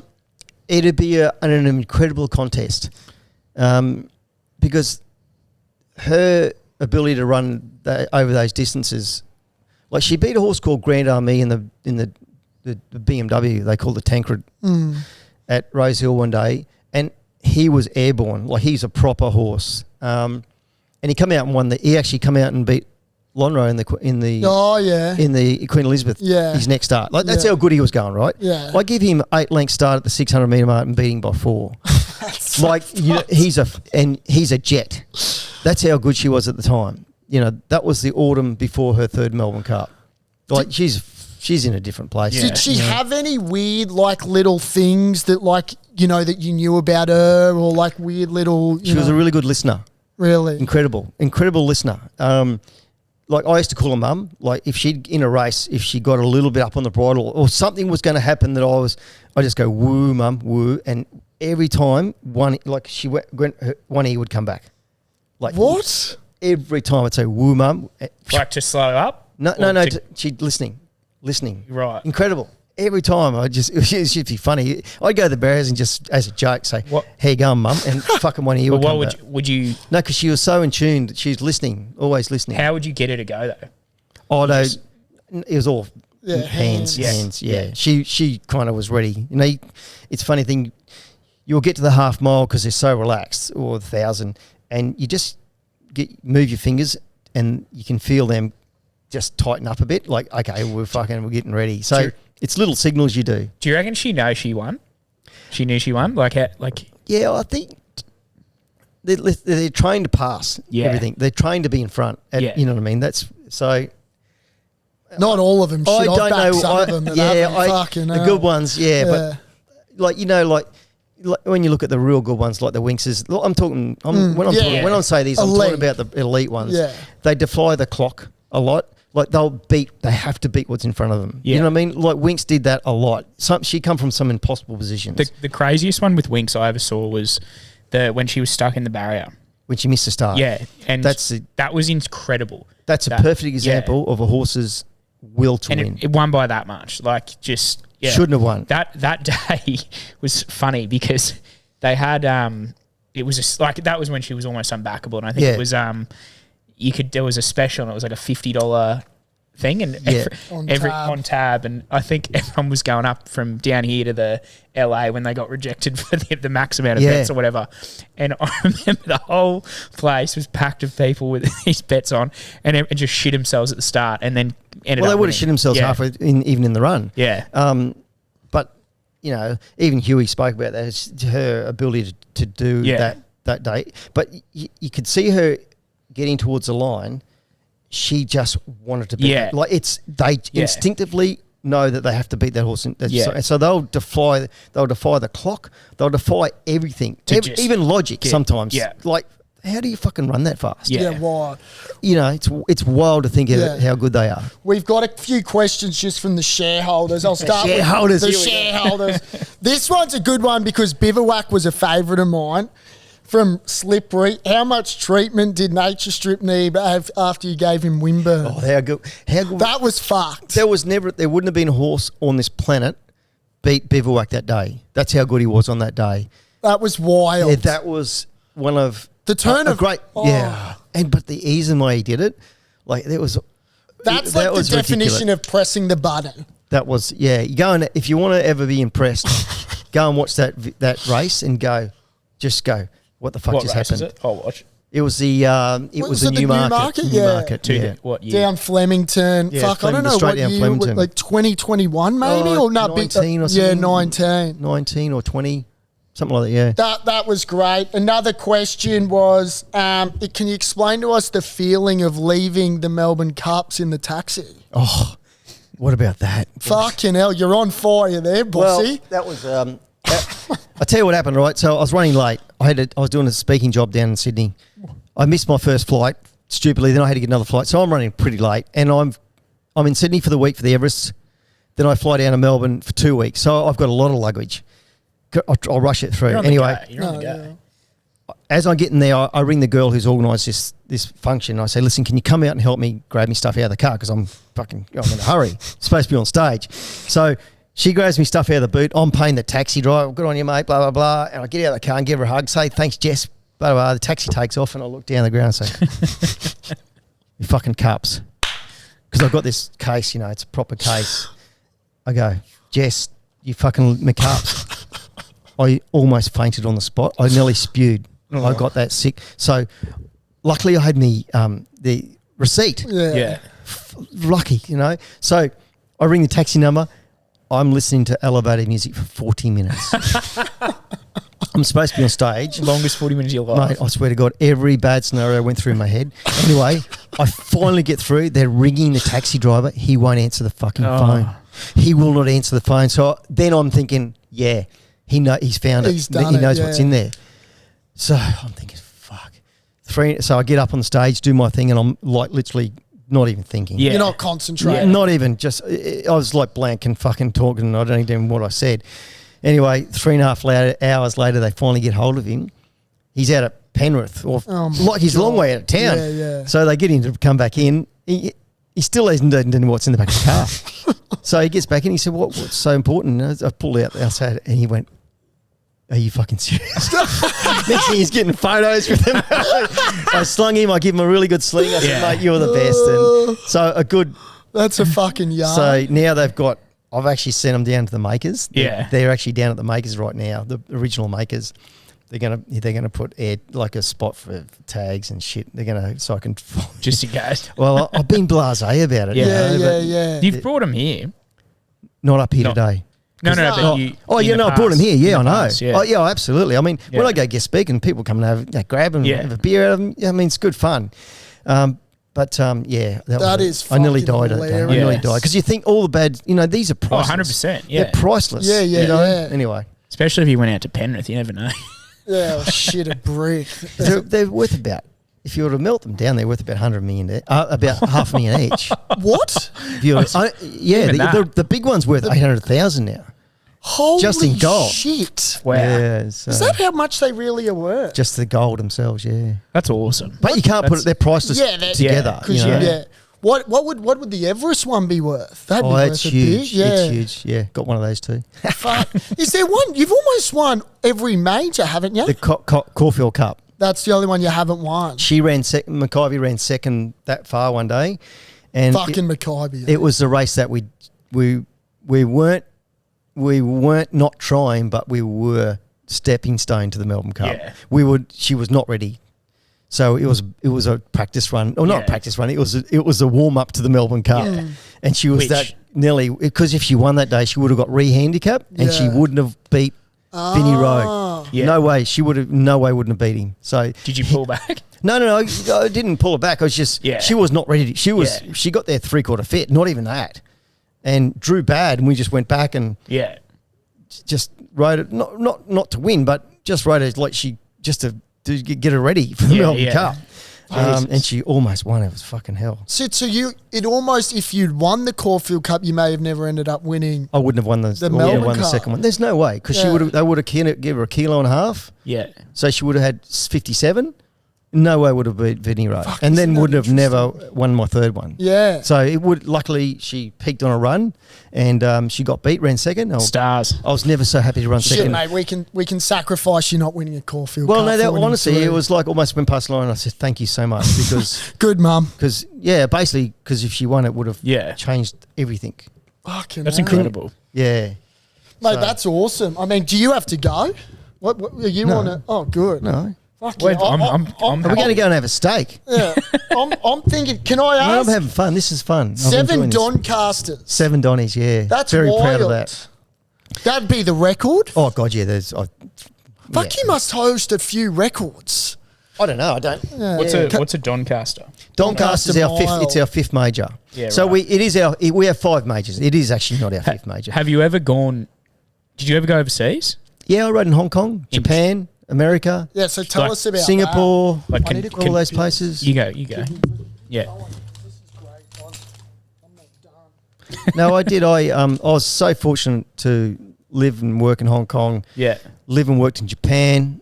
Live and worked in Singapore. I rode in the States.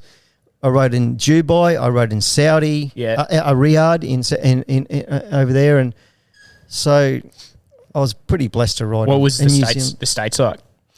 It didn't impress me. Yeah, as like a- in Kentucky or where? no, I went to. It was Hollywood. Really? Hollywood That- Park. The yeah. San Diego. Isn't it quite big down there or no? It's they have circuits. yeah. But it kind of was like I got there and I was like it's like going to a rodeo. You know, Is it all on sand and dirt? Yeah. The race I went for was on turf, but it's predominantly dirt. yeah. Why do they do that? Compared to Just because I race every day and it's yeah, just gets chopped up. the way they Yeah. race. But I would have kind of liked to went to the States on a more extended trip, but I Yeah. never did. It was just time and I just could have never in the right place to do it, and I was always busy at home, so Yeah. it kind of never worked. But fortunate enough to ride in a lot of places, you Yeah. know, and Where be was- successful. Yeah. Where was your favourite? Japan by far. Yeah. If I ever had a crystal ball, wanted to go back again and have my time again, I would have learnt Japanese Yeah. and did the proper stuff, and I would have stayed in Japan and rode Yeah. my career. Do you say that like because of Japan, like as the I love the cul- joint. It's Absolute- the best day. I love Yeah, the I'm place. going there I in love January. I love Yeah. the people. I love the culture. Yeah. Their racing is off the charts good. Yeah. It's massive. Yeah. It is like you've just it's and the money's huge. Is it? Yeah. It's huge. So I would have yeah. for any aspiring young athlete out there, jockey, if they're going to be smart enough or they either get to a level, you'd say go and start learning Japanese. Yeah. And start learning to ride it. You like a ramen? Yeah. Yeah. But I mean, they just, Yeah. But just learn the culture. The culture in Japan is like Well, they expect you It's the best. to stay there on a because they only hand out 3 months licenses to jockeys. foreigners. Yeah. But if you go and sit this test and do it, and you have to be immersed in their culture, if you actually do that, they'll give you a license. Yeah. Right. But you have to jump a lot of hurdles. As a foreigner for anything or as a foreigner jockey. yeah. Okay. Yeah, and the ones that have done it, richest jockeys going around. Yeah. It's an incredible place. Yeah. It is like I'm getting goosebumps about Japan. Yeah. Yeah. Yeah, What? Sorry, going to back to America. Why is the Kentucky Derby and all that and like the what do they call it, the Grand National and all that? Why is that so big? No, Like you're talking about the Triple Crown, Yeah. and I'll show you a picture in a minute. Yeah. When I took my cups to the maker in Sydney the other day to get them all refurbed and do all that stuff to them because they're 20 years old now. He showed me Justify's Triple Crown trophy. So I'll show you the pictures, mate.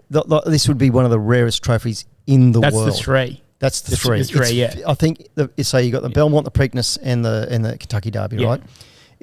It's a rare feat to do it. Yeah. I think in the history, maybe 10 or 12 horses in the history have done it. Yeah. So to have my hands on a trophy that Justify won, Coolmore now stand him. this is one of the rarest trophies in the world. Yeah, right. It's amazing. So yeah, so it's a lot of them have done the 2, but not many have done the 3. Yeah.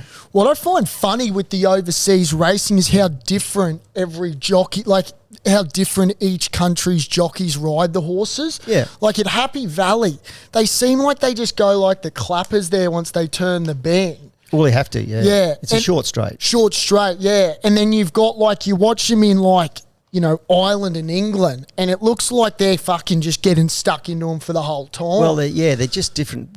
You know, they're just complete. You couldn't get 2 different tracks or scenarios. You know, like Ireland, it's just long and they go up and down slopes, and it's, you know, small fields. Yeah. It's very, you know, driven by.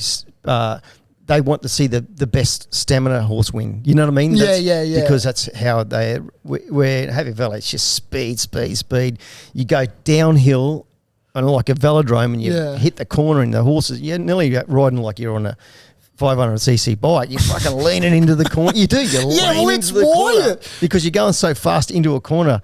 So you're really leaning with the horse. And, yeah, you could, but it's a fun place to ride, you know, Happy Valley. It's just because then you've just got that massive grandstand kind of thing that's looking over it. Well, you got all the Happy Valley's right in the middle of the city. So you're completely surrounded by lights and everything. Well, towers, buildings. Yeah, you know, there's residential buildings right there. You know, it's I've crazy. seen it. I've seen it before, gone? outside. Yeah. You got to go one year if you ever I'd get love the chance. to Go to Happy Valley and just for the experience.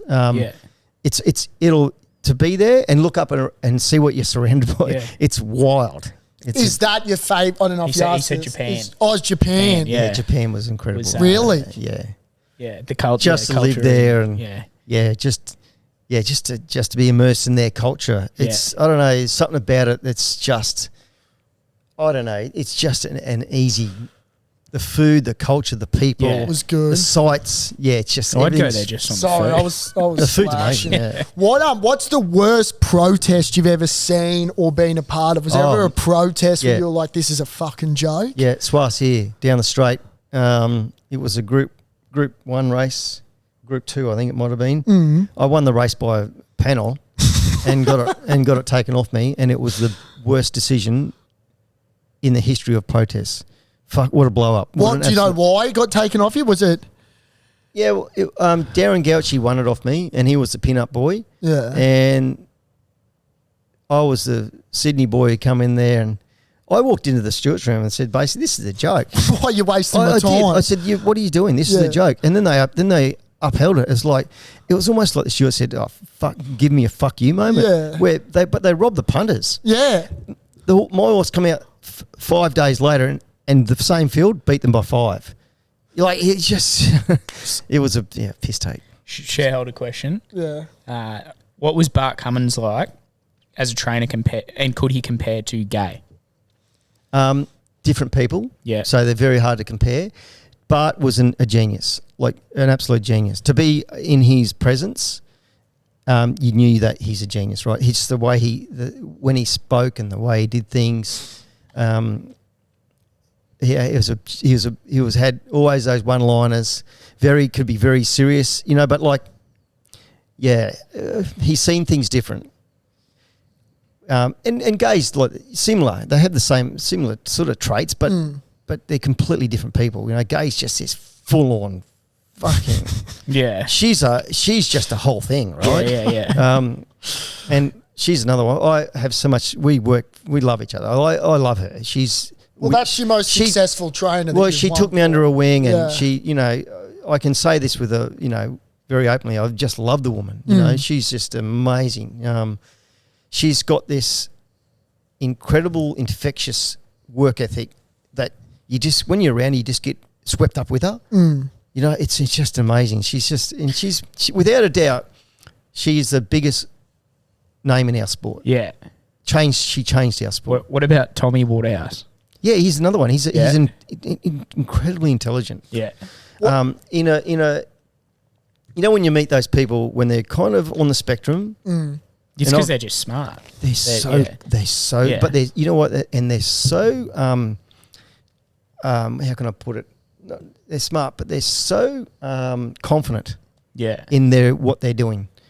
people think they're arrogant, but they're just so confident. Yeah. When you're around them, you know how confident this person is. This is the people you could sit in there and a day's not long enough to spend time with them. Yeah. It's incredible. Will Waller go down as the best trainer, you reckon, of all time? I think he's going to set the records. Yeah. There's no doubt because he's got time on his side. Here's another one. They're borderline. They're borderline genius. They're just different. To be across that amount of stuff and still be able to function. You know, here's another one. I've had Chris on my podcast and he's just a different beast.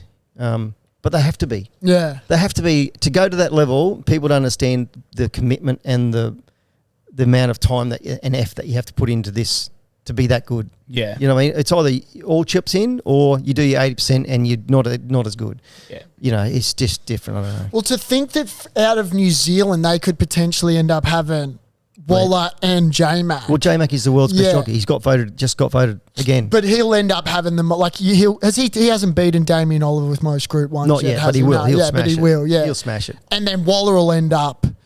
He'll have the most Group 1s. There's no doubt. So it's just wild to think that across the ditch. Well, those Kiwis, they just love it. Well, you know, Shane Dye, Jimmy Cassidy. Boom. You know, some of the best, right? So. Let me ask you a question. I'd be shocked if you answer this correctly. Oh no! Okay? Here we go. Is this the question I knew I was going to driving up here? I searched up. I was busy at work. I can assure you, bosses, of that. Do you know what track you've got a 100% win record on? Yeah, I reckon it's Coffs Harbour. No. Theodore. And now I don't even know where the fuck Theodore is. No. I won the cup out there. I went out there for one ride. Yeah, you're 1 from 1. I went out there and won. I was going to say, how many was it? No. I went out there and rode 1 for 1. I rode one. This is fantastic. I remember the race. It was. Oh shit! I know the trainer, but fucking now it's escaped me. But we flew out there. It's out in the bush, Victoria, and I had one ride and it pissed up. But when I thought about Coffs Harbour, I had I had 3 rides in the Coffs Harbour Cup for 3 wins. Oh, really? Only 3 rides. Yeah. But the last day I took a couple other rides. The other days I went there for 1 ride and won the cup 2 years in a row. And the third time I went back and I won 3 Coffs out of 3 rides in the 3 Coffs. 3 Coffs Harbour Cups. Very proud of that one. Right, another one. Let's see this. At what track do you think you've got the highest win percentage on that you've had over 100 rides at? I'd say be Randwick. Gympie. Oh, Gympie, of course. When I started my apprenticeship. Smashed in that year. I won my first year. I only rode for the first 10 months because I was only up there for I won the seniors title and the apprentices title my very first year as That's riding.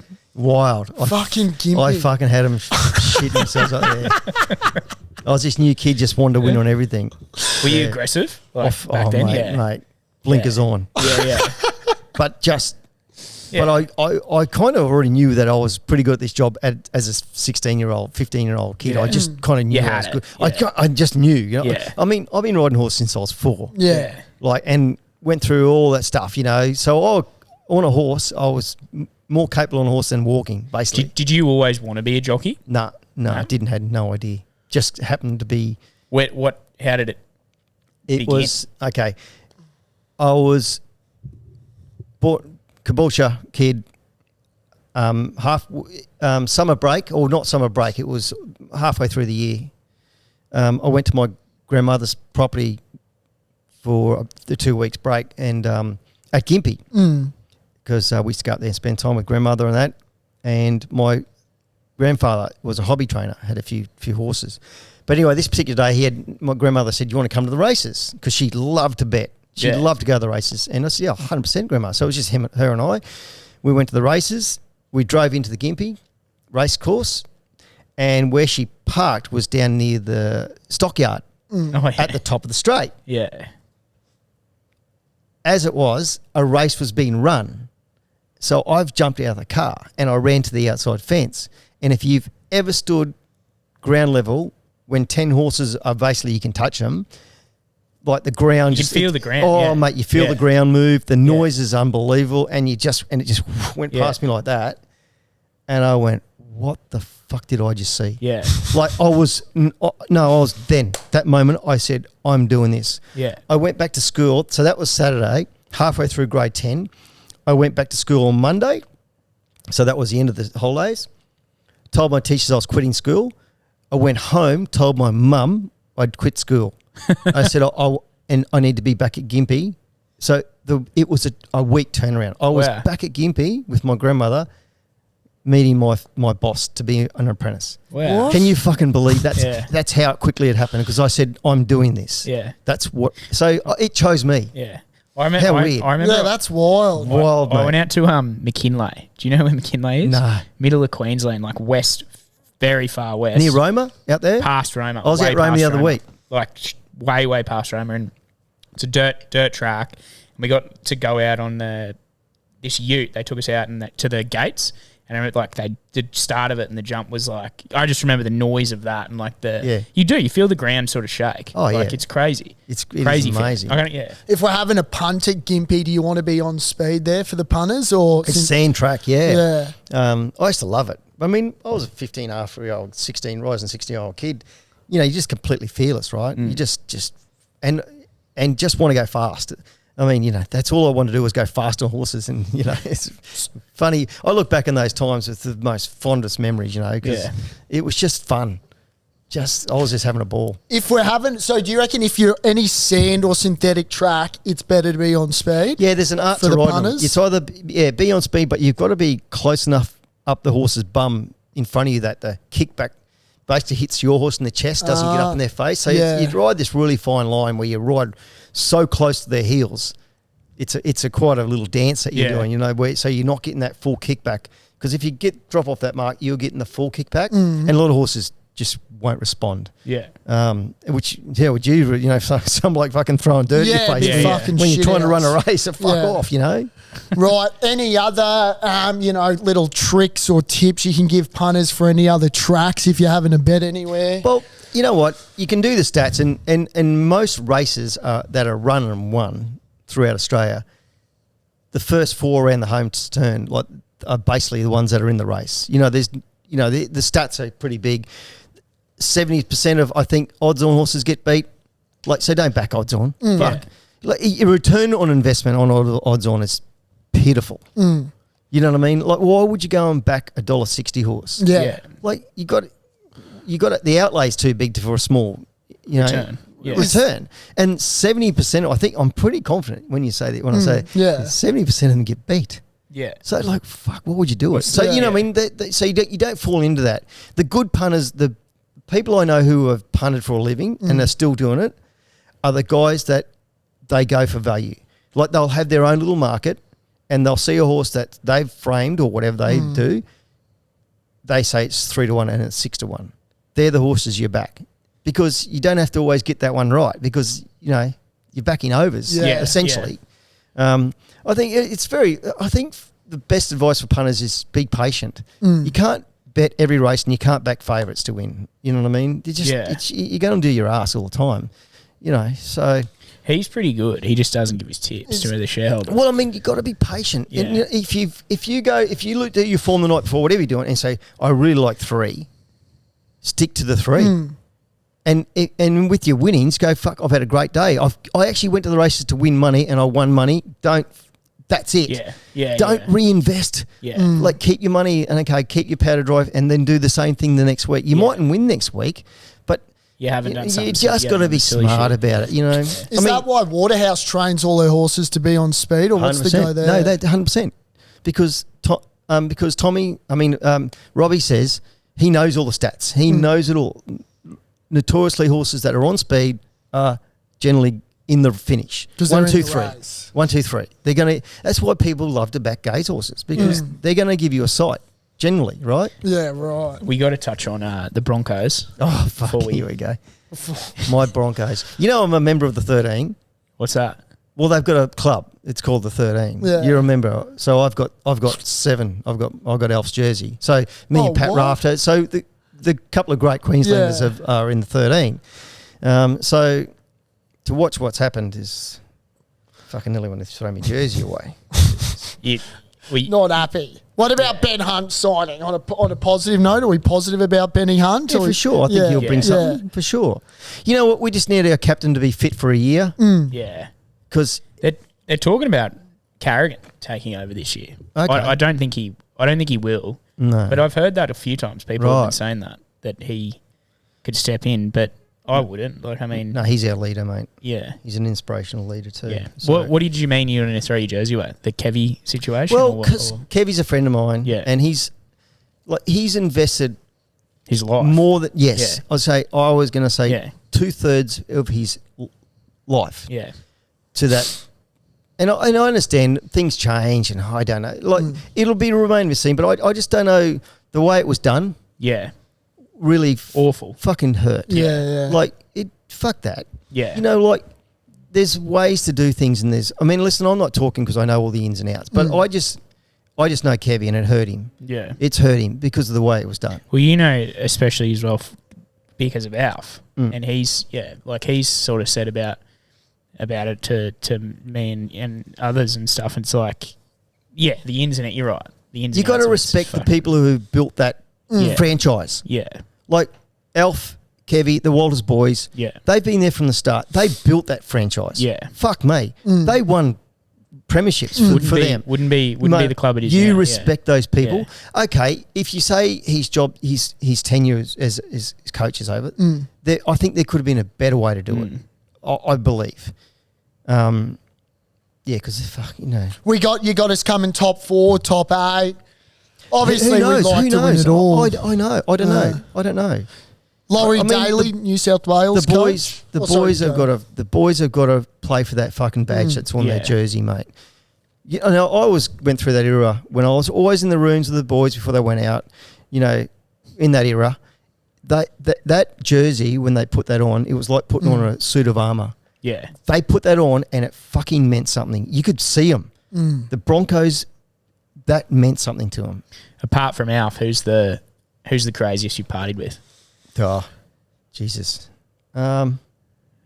Jesus Christ. Dell or something? Oh, Dell's up there. But Dell's just got so much energy. Yeah. I love the bloke. Yeah. He's got energy like he just... What about Daryl Lockyer? Oh, Lockie. Daryl. He's a bit quiet, eh? He's a bit quiet.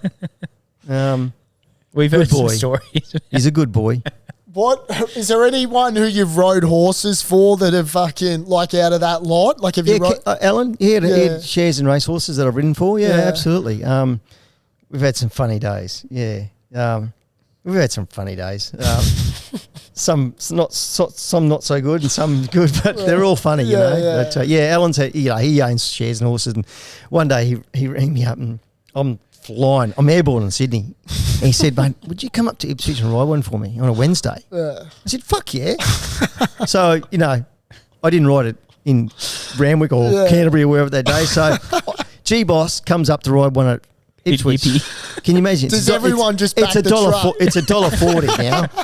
Soft kill at Ippy. Mate, it was. Anyway, I give it a good ride. I popped out and it was just going to go fucking whoosh go and win, right? And the fucking thing bled. Popped the gasket and bled and got beat as $1.30. Can you imagine it? Oh my God. Oh, anyway, we laugh about that now. But yeah, funny. Fuck it up. Well, should we end it with we do a belt bender beer? So we end it with the segment of belt bender and beer. Do so we have to end? Mate, I can keep going. I'm having fun. Yeah, good. What's the time? Is she going? Are we going to have a steak after? Yeah, we can have a steak. yeah, fuck yeah. I'm hungry. Right, well, because Caxton is a good steak. They let's plug the Caxton N4X Ultra. Yeah, well we haven't given a plug to 4X Ultra who sponsors. Well, 4X is 4X Gold and that's I love a 4. When after I'm playing golf or something, I don't know what it is, a cold 4X Gold. Yeah, a cold gold. There's nothing better. It doesn't touch the sides the first one. You go, oh fuck. There is. And we've had some good times here, haven't we? Yeah. Oh, I bet you I don't know what it is. You're right about it. Like, it just probably being a Queenslander. I think that's what it is. Yeah. I think it's in your mind. I watch my synonymous. Father-in-law grow up, and he's always have a 4X. So it's like it's part of India. They don't get it down south. They don't get it. Who fucking cares? Do you have a tip? I mean, I know it's probably too early, but is there anything that's come out for the Magic Millions or anything? Oh, too early for that one. Too early for that? Too early for that because they're young horses, young juveniles. But I'll give you a tip for the autumn. Yeah. Switzerland, back him. So The horse that won the Coolmore. He could be the best sprinter in Australia next in the autumn. He's a He's a So what? jet. Back him for the TJ Smith. Back him in everything. Yeah.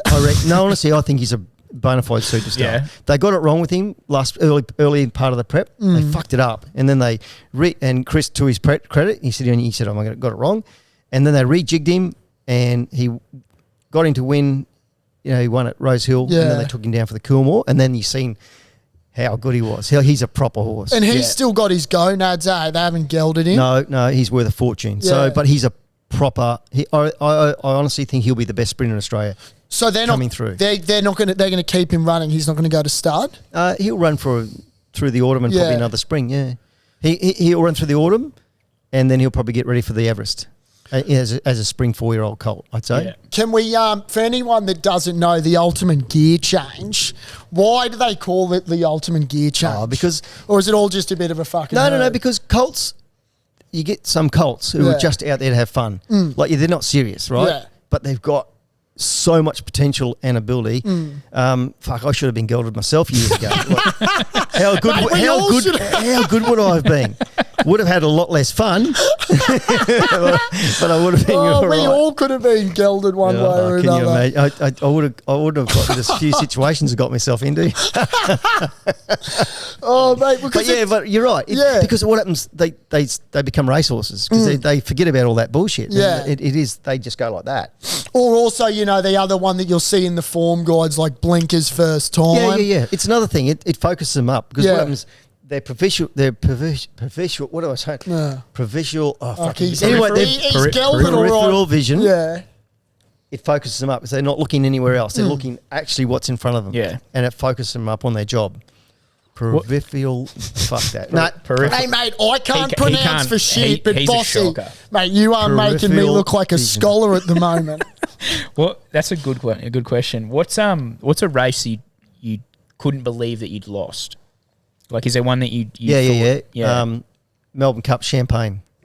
2 years before I won on Makybe, so that's 02. 01. 01. Oh, yep. Maths was a strong shoot. Nice one, Saucy.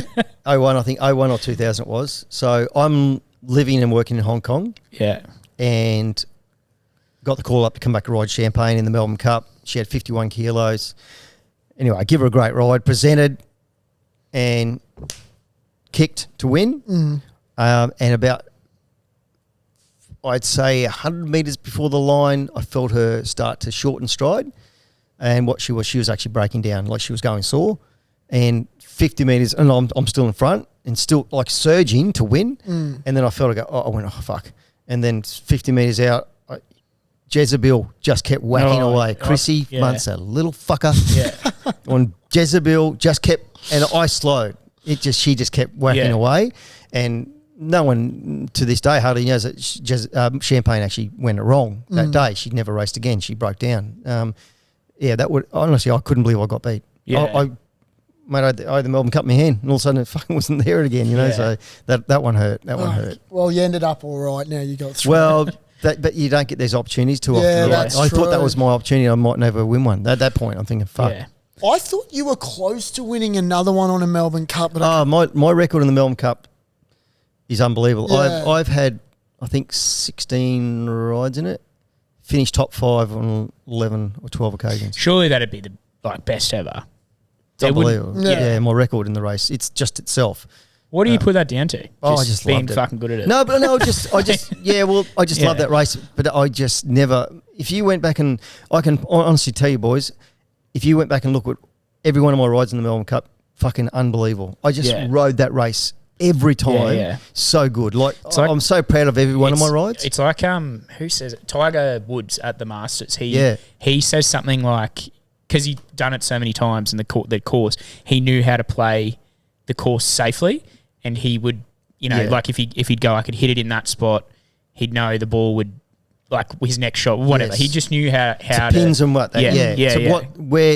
Where not to miss. Yeah. That's Correct. what I knew just that race because I Yeah. knew what people always did. That's Like sort of I what he just said. knew exactly Yeah. what everyone Yeah. did from the half mile from 1,000 to the half mile to the 600. I knew what everyone else was going to do. Fuck, that's like, crazy. They shit themselves and they fucking do silly things and go Yeah. wide and all of a sudden the runs are just coming in right in front of you. Yeah. It's like Robbie Dolan this year. He said that he watched my rides. Oh, And he said- really? yeah, he said that. Yeah, he What did. does that feel like? No, he said I That's- watched my rides, and he said that's Yeah. how I'm going to ride. Does that make you feel like? Yeah, that's cool, Yeah. right? Yeah. It's cool. Yeah. Do you do mentoring now for jockeys? Like, do they come to you or? Oh, listen, I talk to them all. As a Yeah. mate. Yeah, as mates. Yeah. Like I say, J-Mac will text me and we'll talk a lot. I'd love to get But J-Mac just on because the if he's mulling over something or has to make a decision and I'll impart a bit of knowledge and whether he goes that way or not, but I'll just give him my, advice. Would it be too late for him to be a jockey? Fuck off. Yeah, that's the answer.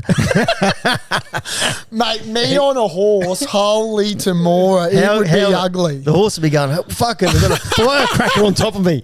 What the? Get that firecracker off. Oh, mate, there's been a couple of He's got so shareholders- much energy, this bloke. Yeah. I'm actually literally fucking jumping in the chair just sitting beside him. It's unbelievable. I love people with high energy. Yeah. Because You should have seen us on Saturday. Oh, Both of us. mate. honestly, I love people like you because I just run off your energy. Yeah. It's the best. Well, mate, that's why I said I was buzzing when we said you were coming on because I was like, let's fucking go. Bossy's Yeah, here. this is fun. Because, mate, we've had fucking some guests, with all due respect, I could have fucking fallen asleep No. to. And you're right. No, they've all been They're- good. They're yeah. mates. Everyone's of going to ours. go back over and go, I'll find him. And the bloke will ring in and say, you're fucking kidding, mate. You see I'm boring? I want to try and show you on that photo you passed out on Saturday. What? I wasn't past Oh, that. there's a photo. Was Well, you're just it? tired. We Nah, I wasn't tired. We had our boys' lunch down the back here on Saturday. We do it every year, and Yeah. fuck, we tore one off. Yeah, Swear it was to on bloody for good. young and old. Mate, but that's no. good. Boys can do that, eh? Yeah. Mate, Oh, fucking sort of- oath. yeah. What, You've just got to do it. Yeah. What else? So what else is What do you play off with golf? I'm about 16. Fuck, but that's all right. But I used to be a bit lower, and then I never played for a long time. I play with Fatty a bit. We're all members of the he's grand. pretty- Oh, Fatty. Yeah, he's Mate, he's good. off 6. We just See- spent 4 days in together over in Queenstown playing Yeah. golf at over there. Fatty and all the boys. It was so much fun. Corvo and You see, he just retired. I know. Yeah. Yeah, he's down. He's- He's just gone down to Bonneville to play some golf for a week. Yeah, Is he good with the clubs, Fat? He's real good. he's off 6. He What? Yeah, he He does is what one he of does. the best human beings you'll ever meet Yeah. in your life. He is a beautiful person. He doesn't drink, eh? No, he's Yeah. very little, Little bit, very yeah. tiny, mate. He's Yeah. not, but it's Yeah. just. And you know what? I the greatest compliment I got when I had Sterlo on my podcast, and we were talking that, and Sterlo said he is, without a doubt, one of the nicest people Yeah. he's ever met, and he made the show. Sterlo was the one driving the ship on the footy show, but he was the talent. Yeah. You know what I mean? All you do is just sort of rein him in and keep him on the right path. If you know what I mean? Fatty. There's so many moments and one-liners and stuff from it. Like, just, yeah. Oh, I mate. remember there was one he goes, that it was when Coke No Sugar or Coke Zero first came out, and he goes, they're obviously getting paid a shitload of money to advertise it, and he goes, Coke Zero, personally I prefer a real Coke. Easy. And then the whole crowd just gasped. Oh, mate. And then Bo Ryan or someone, and they Jimmy. Oh, mate. He was, yeah. Oh, 'cause But he- he was everyone the says- best. Everyone says the same thing about him, though. Everyone I've met says he is an incredible talent. Yeah. Like they didn't want to let him go, Yeah. but we spoke about it quite a few months ago, and he said, "Mate, I'm tired of driving up the freeway. Yeah. I'm Yeah. not, and I don't want to be that guy that's on air that they go, he's gone. You know what I mean? Like when you're not invested. Yeah, yeah. So he said, mate, it's my time. It'd be awesome if he did, even like Rabs, like if they did just Origin. Just Origin. Yeah. like three. Because he'd be You up know. for it, you know what I mean? Oh, fuck He yeah. would. He's such a great talent. Yeah. He just sees, and he's just to be Like in his presence, just him and Rabs. Like the ratings would go through mate. like up if it was just the two of them. Maybe Sterlo. Like imagine. Oh no, that. the three Yeah, of them. The three of You've them. got to have the three Yeah. of them together. The best thing about Sterlo is he's good. He's not biased, and his knowledge is incredible as well. He but- is like yeah. Rain Man. Yeah. He sees the game like not many people do. Yeah. I mean, that's how he played, obviously. Yeah. Like, he was like a bit of an Alfie Langer. They just see things different. They do things they react and do things. But Sterlo, and this is another thing through the people I've met who've played with him or beside him or against him, he's seen the game very differently and played the game differently. Like those guys they actually changed the way that the game is played, you know? Yeah. Well, he got voted the best halfback in some poll or whatever. Sterlo.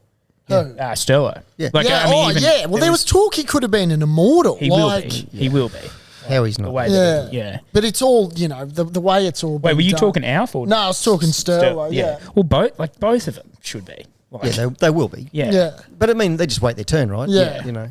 Well, eventually, hopefully. Oh, of course they will. You know how you were saying with they'd read the game and stuff. We kind of already touched on it, but like, could you sort of vision like say you're behind a horse or jockey, whatever? Could you envision it opening up in certain aspects? Yeah, and you stuff? see it. Yeah, you see it coming before it comes. happens. Yeah, Yeah, I mean, it almost looks, it's very slow. Like it's that's good. It's very slow for when you get to a spot. It's and you know it's going to happen. You sense it, and you just be patient because you see the way the jockey moves in front of you, and you see the way the horse reacts. You just know it, right? Yeah. And you know, that'd be cool. that he got a reaction from that horse, so I'll follow him a bit longer because I know he's got a bit more, or he moved and the horse was not there. So you go, fuck, I can't be there. And so you react straight away, you know? Yeah. What? Actually, this is one that just came up. Who was your favourite? Because these guys are unsung heroes. The barrier attendants guys. Oh, yeah, they're amazing. Was there one, because you'd obviously build a rapport with them, but no one at Hills. Was there any of them that were just the biggest smart asses that'd get stuck into you? Or is there any stories? Oh, they're not really. I've got a good story for you. And it come Everest Day. And these blokes are unseen. They're like the rodeo clowns and that. Like these blokes will go in and put themselves in danger to get you out. And okay, so it's race 2 Everest Day. I'm very confident that yes wins the Everest. Like I was telling people, fucking it'll win, right? So it's a $20 million race. Race 2, a horse does a full flip. Wow. Right? And I'm underneath it, right? This bloke comes in and just fucking rips me out. And my knee was going in that direction. So it was just about to go fucking bang. Because I could, the whole horse is on top of me and my legs going a fucking real funky way. And I knew it was, I reckon I was a millisecond from my whole leg going pop, you know. Fuck. Snapping Snaps, right? Yeah. So he pulls me out. Anyway, I had a grade 3 tear of the median crucial ligament. It was torn, right? Pretty bad. Anyway, I got out and I'm pretty limping. And I'm thinking, the only thing that saved me, I had 10 rides that day. And I knew I'd fucking really badly done my knee. So the whole day I rode with one side, the iron's about 4 or 5 holes longer on the other side because I couldn't get my knee into that position. Like to ride in that proper. Stirrups for all the stirrups, the stirrups. I know that. I had to ride one side about 4 or 5 holes longer because I actually couldn't physically get my knee into that spot. And in between races, I was icing, and the fucking pain was unbelievable. Because if you do a proper break, you don't feel the pain, but the tears are worse. Yeah. So I rode, and that's like I said. Did you say you tore your MCL? Or cruciate and medial ligament. Jesus. Grade 3 tears, both gone. Yeah. And but like I said, I had 10 rides and I knew this fucking thing would win. I was really confident he can win the Everest, so I'm not lying down. So I had to just make do. I rode like that for the day. So when you talk about without that guy just pulling me out at that split second, like he actually dove in and pulled me out like from underneath like the whole weight of the horse was on top of me. Yeah. Fuck me, that was a miracle. 500 kilos. Yeah. So lucky I got through the day, but that was fucking what a scary. Did you ever have any falls off horses? Yeah, like bad ones. Yeah, I broke my C2 in 3 places of a fall. Oh, that one nearly killed me. I'd come off and I landed on my head, neck, and it's called the hangman's break. That's the one that kills you. You know, that's a C2. So I had a stable fracture. I broke the hole through the whole body, and I broke one wing off, which is still off, and I fractured one. It's a real weird shaped bone. It's the one that. I mean, if you break that and you sever your spinal cord, you only have about a couple of minutes to live because that's the one that There's a hangman, bro. It kills you. Is that the one? There was a girl. Did she die at Ipswich? A jockey, or I thought there was a girl a couple of years ago that passed away. I don't know, somewhere. No, I'm not sure. Does that, your confidence get shot or nah? Not really. I mean, it's a pretty scary break. Yeah. And it, could have killed me. I wore a halo brace for about 5 months. You know the they put screws, the the 4 screws yeah. in the skull. The shoulder, I've got 16 screws in here and a couple of plates. That'll stay there forever. Fucking but it's hell. pretty good. Only when I have a bad shot, I say my shoulder. But knees, ankles, collarbones, just the normal stuff. Yeah. When you fall, it's not the fall that hurts you, eh? The fall never hurts. It's that sudden deceleration when you hit the ground. That hurts. Hell. And you tumble and because you're coming down. You're on tit over You're coming down doing nearly 100 clicks. Because the actual force of you coming down. Like if your horse is traveling at 65 to 70 and you go like that, it's almost like you go double speed and you've got nothing on you. Like you got a helmet and... This might be silly, but do they, any advice or anything to, not train, but how to fall? No, they don't. No, you just honestly your instincts take over, and you just it's an instinct thing. It's so quick. It's so quick. They say with snowboarding and stuff, they say just let your body kind of go limp. Don't tense up and stuff. It's all about just let it go. Just let it go. Yeah, because your body will react in the right way to save itself. It's just it's in your brain's so fucking. Yeah. Your brain's an incredible computer. It'll sense. You know what I mean? You like to turn your whatever as in that millisecond. It's crazy. Yeah, you just got to relax and and it's hard to do, right? Relax, especially when you know something's coming up and you know that you're going to probably fall. Like if there's a shuffle up in front and there's that split second you know it's going to happen, and so you're fucking tense, right? Yeah. Was it getting back on, especially doing your neck? Was it hard to get back on? It was a little bit difficult because the surgeon said, if you have another fall, you're fucked. You're cooked. And they asked me, some of them asked me, said, don't go back. Yeah. And I was like, kid, no, yeah. What year was that? That was in 02. The year before I won the Melbourne Cup. What? The year before. Yeah, basically that year, yeah. So fucking hell. I won it the year. But the funny part about it was, I was always a bit reluctant about if I do fall again. I hadn't, so I'd got back riding only 4 or 5 months or 3 or 4 months before that Melbourne Cup, or that spring. That's actually fucked to think about. But I was thinking about, hopefully this doesn't, you wouldn't believe that 02, 03, I actually fell the Cup day. There was, on top of the straight, there was a 3-course prang and I was the one involved and I fucking went down through the rail, shit went everywhere. But the thing is, though, I bounced up and I went, sweet. I'm sweet. And no, honestly, my confidence went through the roof because that was the one I needed to have. Yeah. I didn't mean to have it on Cup day. Fuck that. But I actually fell Cup day and I came out and won the Cup a couple of hours later. Did they do HIAs back then? Not. They weren't doing it as much as then. Yeah. But now it's a very big thing. Fucking hell, that's wild. Yeah, so that was the fall I was actually... I needed to have to get my confidence back because I knew I was fine. Yeah, weird, eh? All right, let's do belt bender beer. Yep. I've come up with it. I'm going to give a trainer. I was going to say, you're going horse theme? Yeah. I'll go horse theme, but I'll throw in... Do I need to strap myself in for this? Well, fucking here we go, mate. I'd throw my name in the hat and I'll go on a bender with you and we'll see how we go. But I'll go... Well, see, I'm trying to think what loose... Because I can't imagine Chris Waller gets after it on the piss, does he? No, yeah. So I'm trying to think... No, he doesn't. He's a very reserved kind of guy. Kieran Marzia one that he'll go on the bender with you. Kieran and Tony Gollan gets after it? Yeah, I haven't been out with Tony, but I can imagine he's a big... He'd be an interesting cat. He's a champion. All right. We'll go. Let's go. Kieran Maher. This is belt bender beer. Kieran Maher. Kieran McAvoy wouldn't get after it. I'm trying to think what jockey would get after it. Regan Bayless. Oh, we'll go. Mate, he is a... Actually, no, I got one. We'll go Kieran Maher, Zach Purden. Yeah, Zach He's a good boy. He'll go on a one with you. And who's the final one? What do you want to... This is so out of the three, you're gonna have to. I need one more. I'll tell you Yeah, give me another one. Tony Sanic back in his day, like the owner. The owner, right? Croatian, fucking Croat. mate, drink like you and fucking Yeah. Is he Croatian? yeah, and fucking man. Is that Yeah. why the Party. colours were that way, or is it the Australian flag? No, it's Croatian It's flag Croatian. and the Australian flag. Yeah. Yeah. All right, so Belt Bender Beer, Makybe Diva owner Tony, Yeah. Zach Purden, Yeah. and Kieran Marr. Yeah. Who are you going to belt out of those three? Who am I going to belt? Yeah, so you got to belt one, bender with one, and have a beer with one. Were you thinking you're going on a bender with the Yeah, I'm thinking I'm going to me mates. Now I've got to fucking belt one.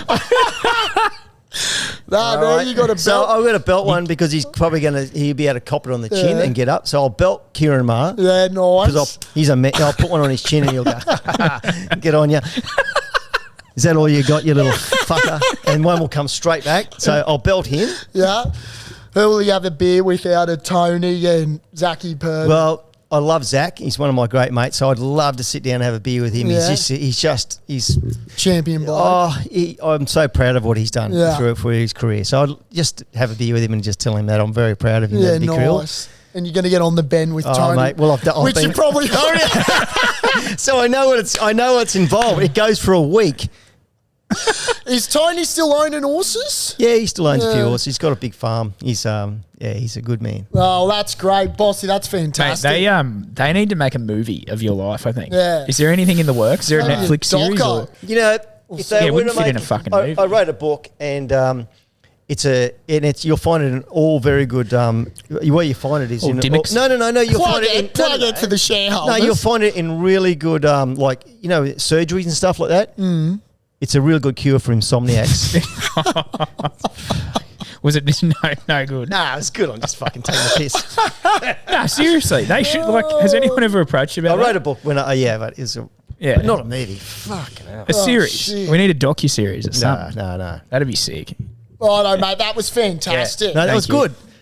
Appreciate that, mate. That was fucking awesome. No, that was good. I'd do this again. Mate, well, we fucking See, have because Love you I'm the other side of it, so I know Yeah. what's involved. But Yeah. I kind of love it, because to be honest, people just love to be entertained, and I want to make people put a smile on someone's Yeah. face. So they're driving home in their car, fucking had a shit day or whatever. Yeah. They Yeah. put on a podcast and they listen to fucking idiots. Yeah. Like, honestly, Literally. it's just having fun. And Yeah. if it puts a smile on someone's face, Correct. you've done something good for the day, Yeah. right? So that's why I kind of got into this genre, because, and that's why I like doing this. Mate, Yeah. you're awesome. You know what aren't I mean? Someone's out there today. We told them something they didn't know, and then we put a smile on their face. Like, fuck, how good's life? Literally. no. Yeah.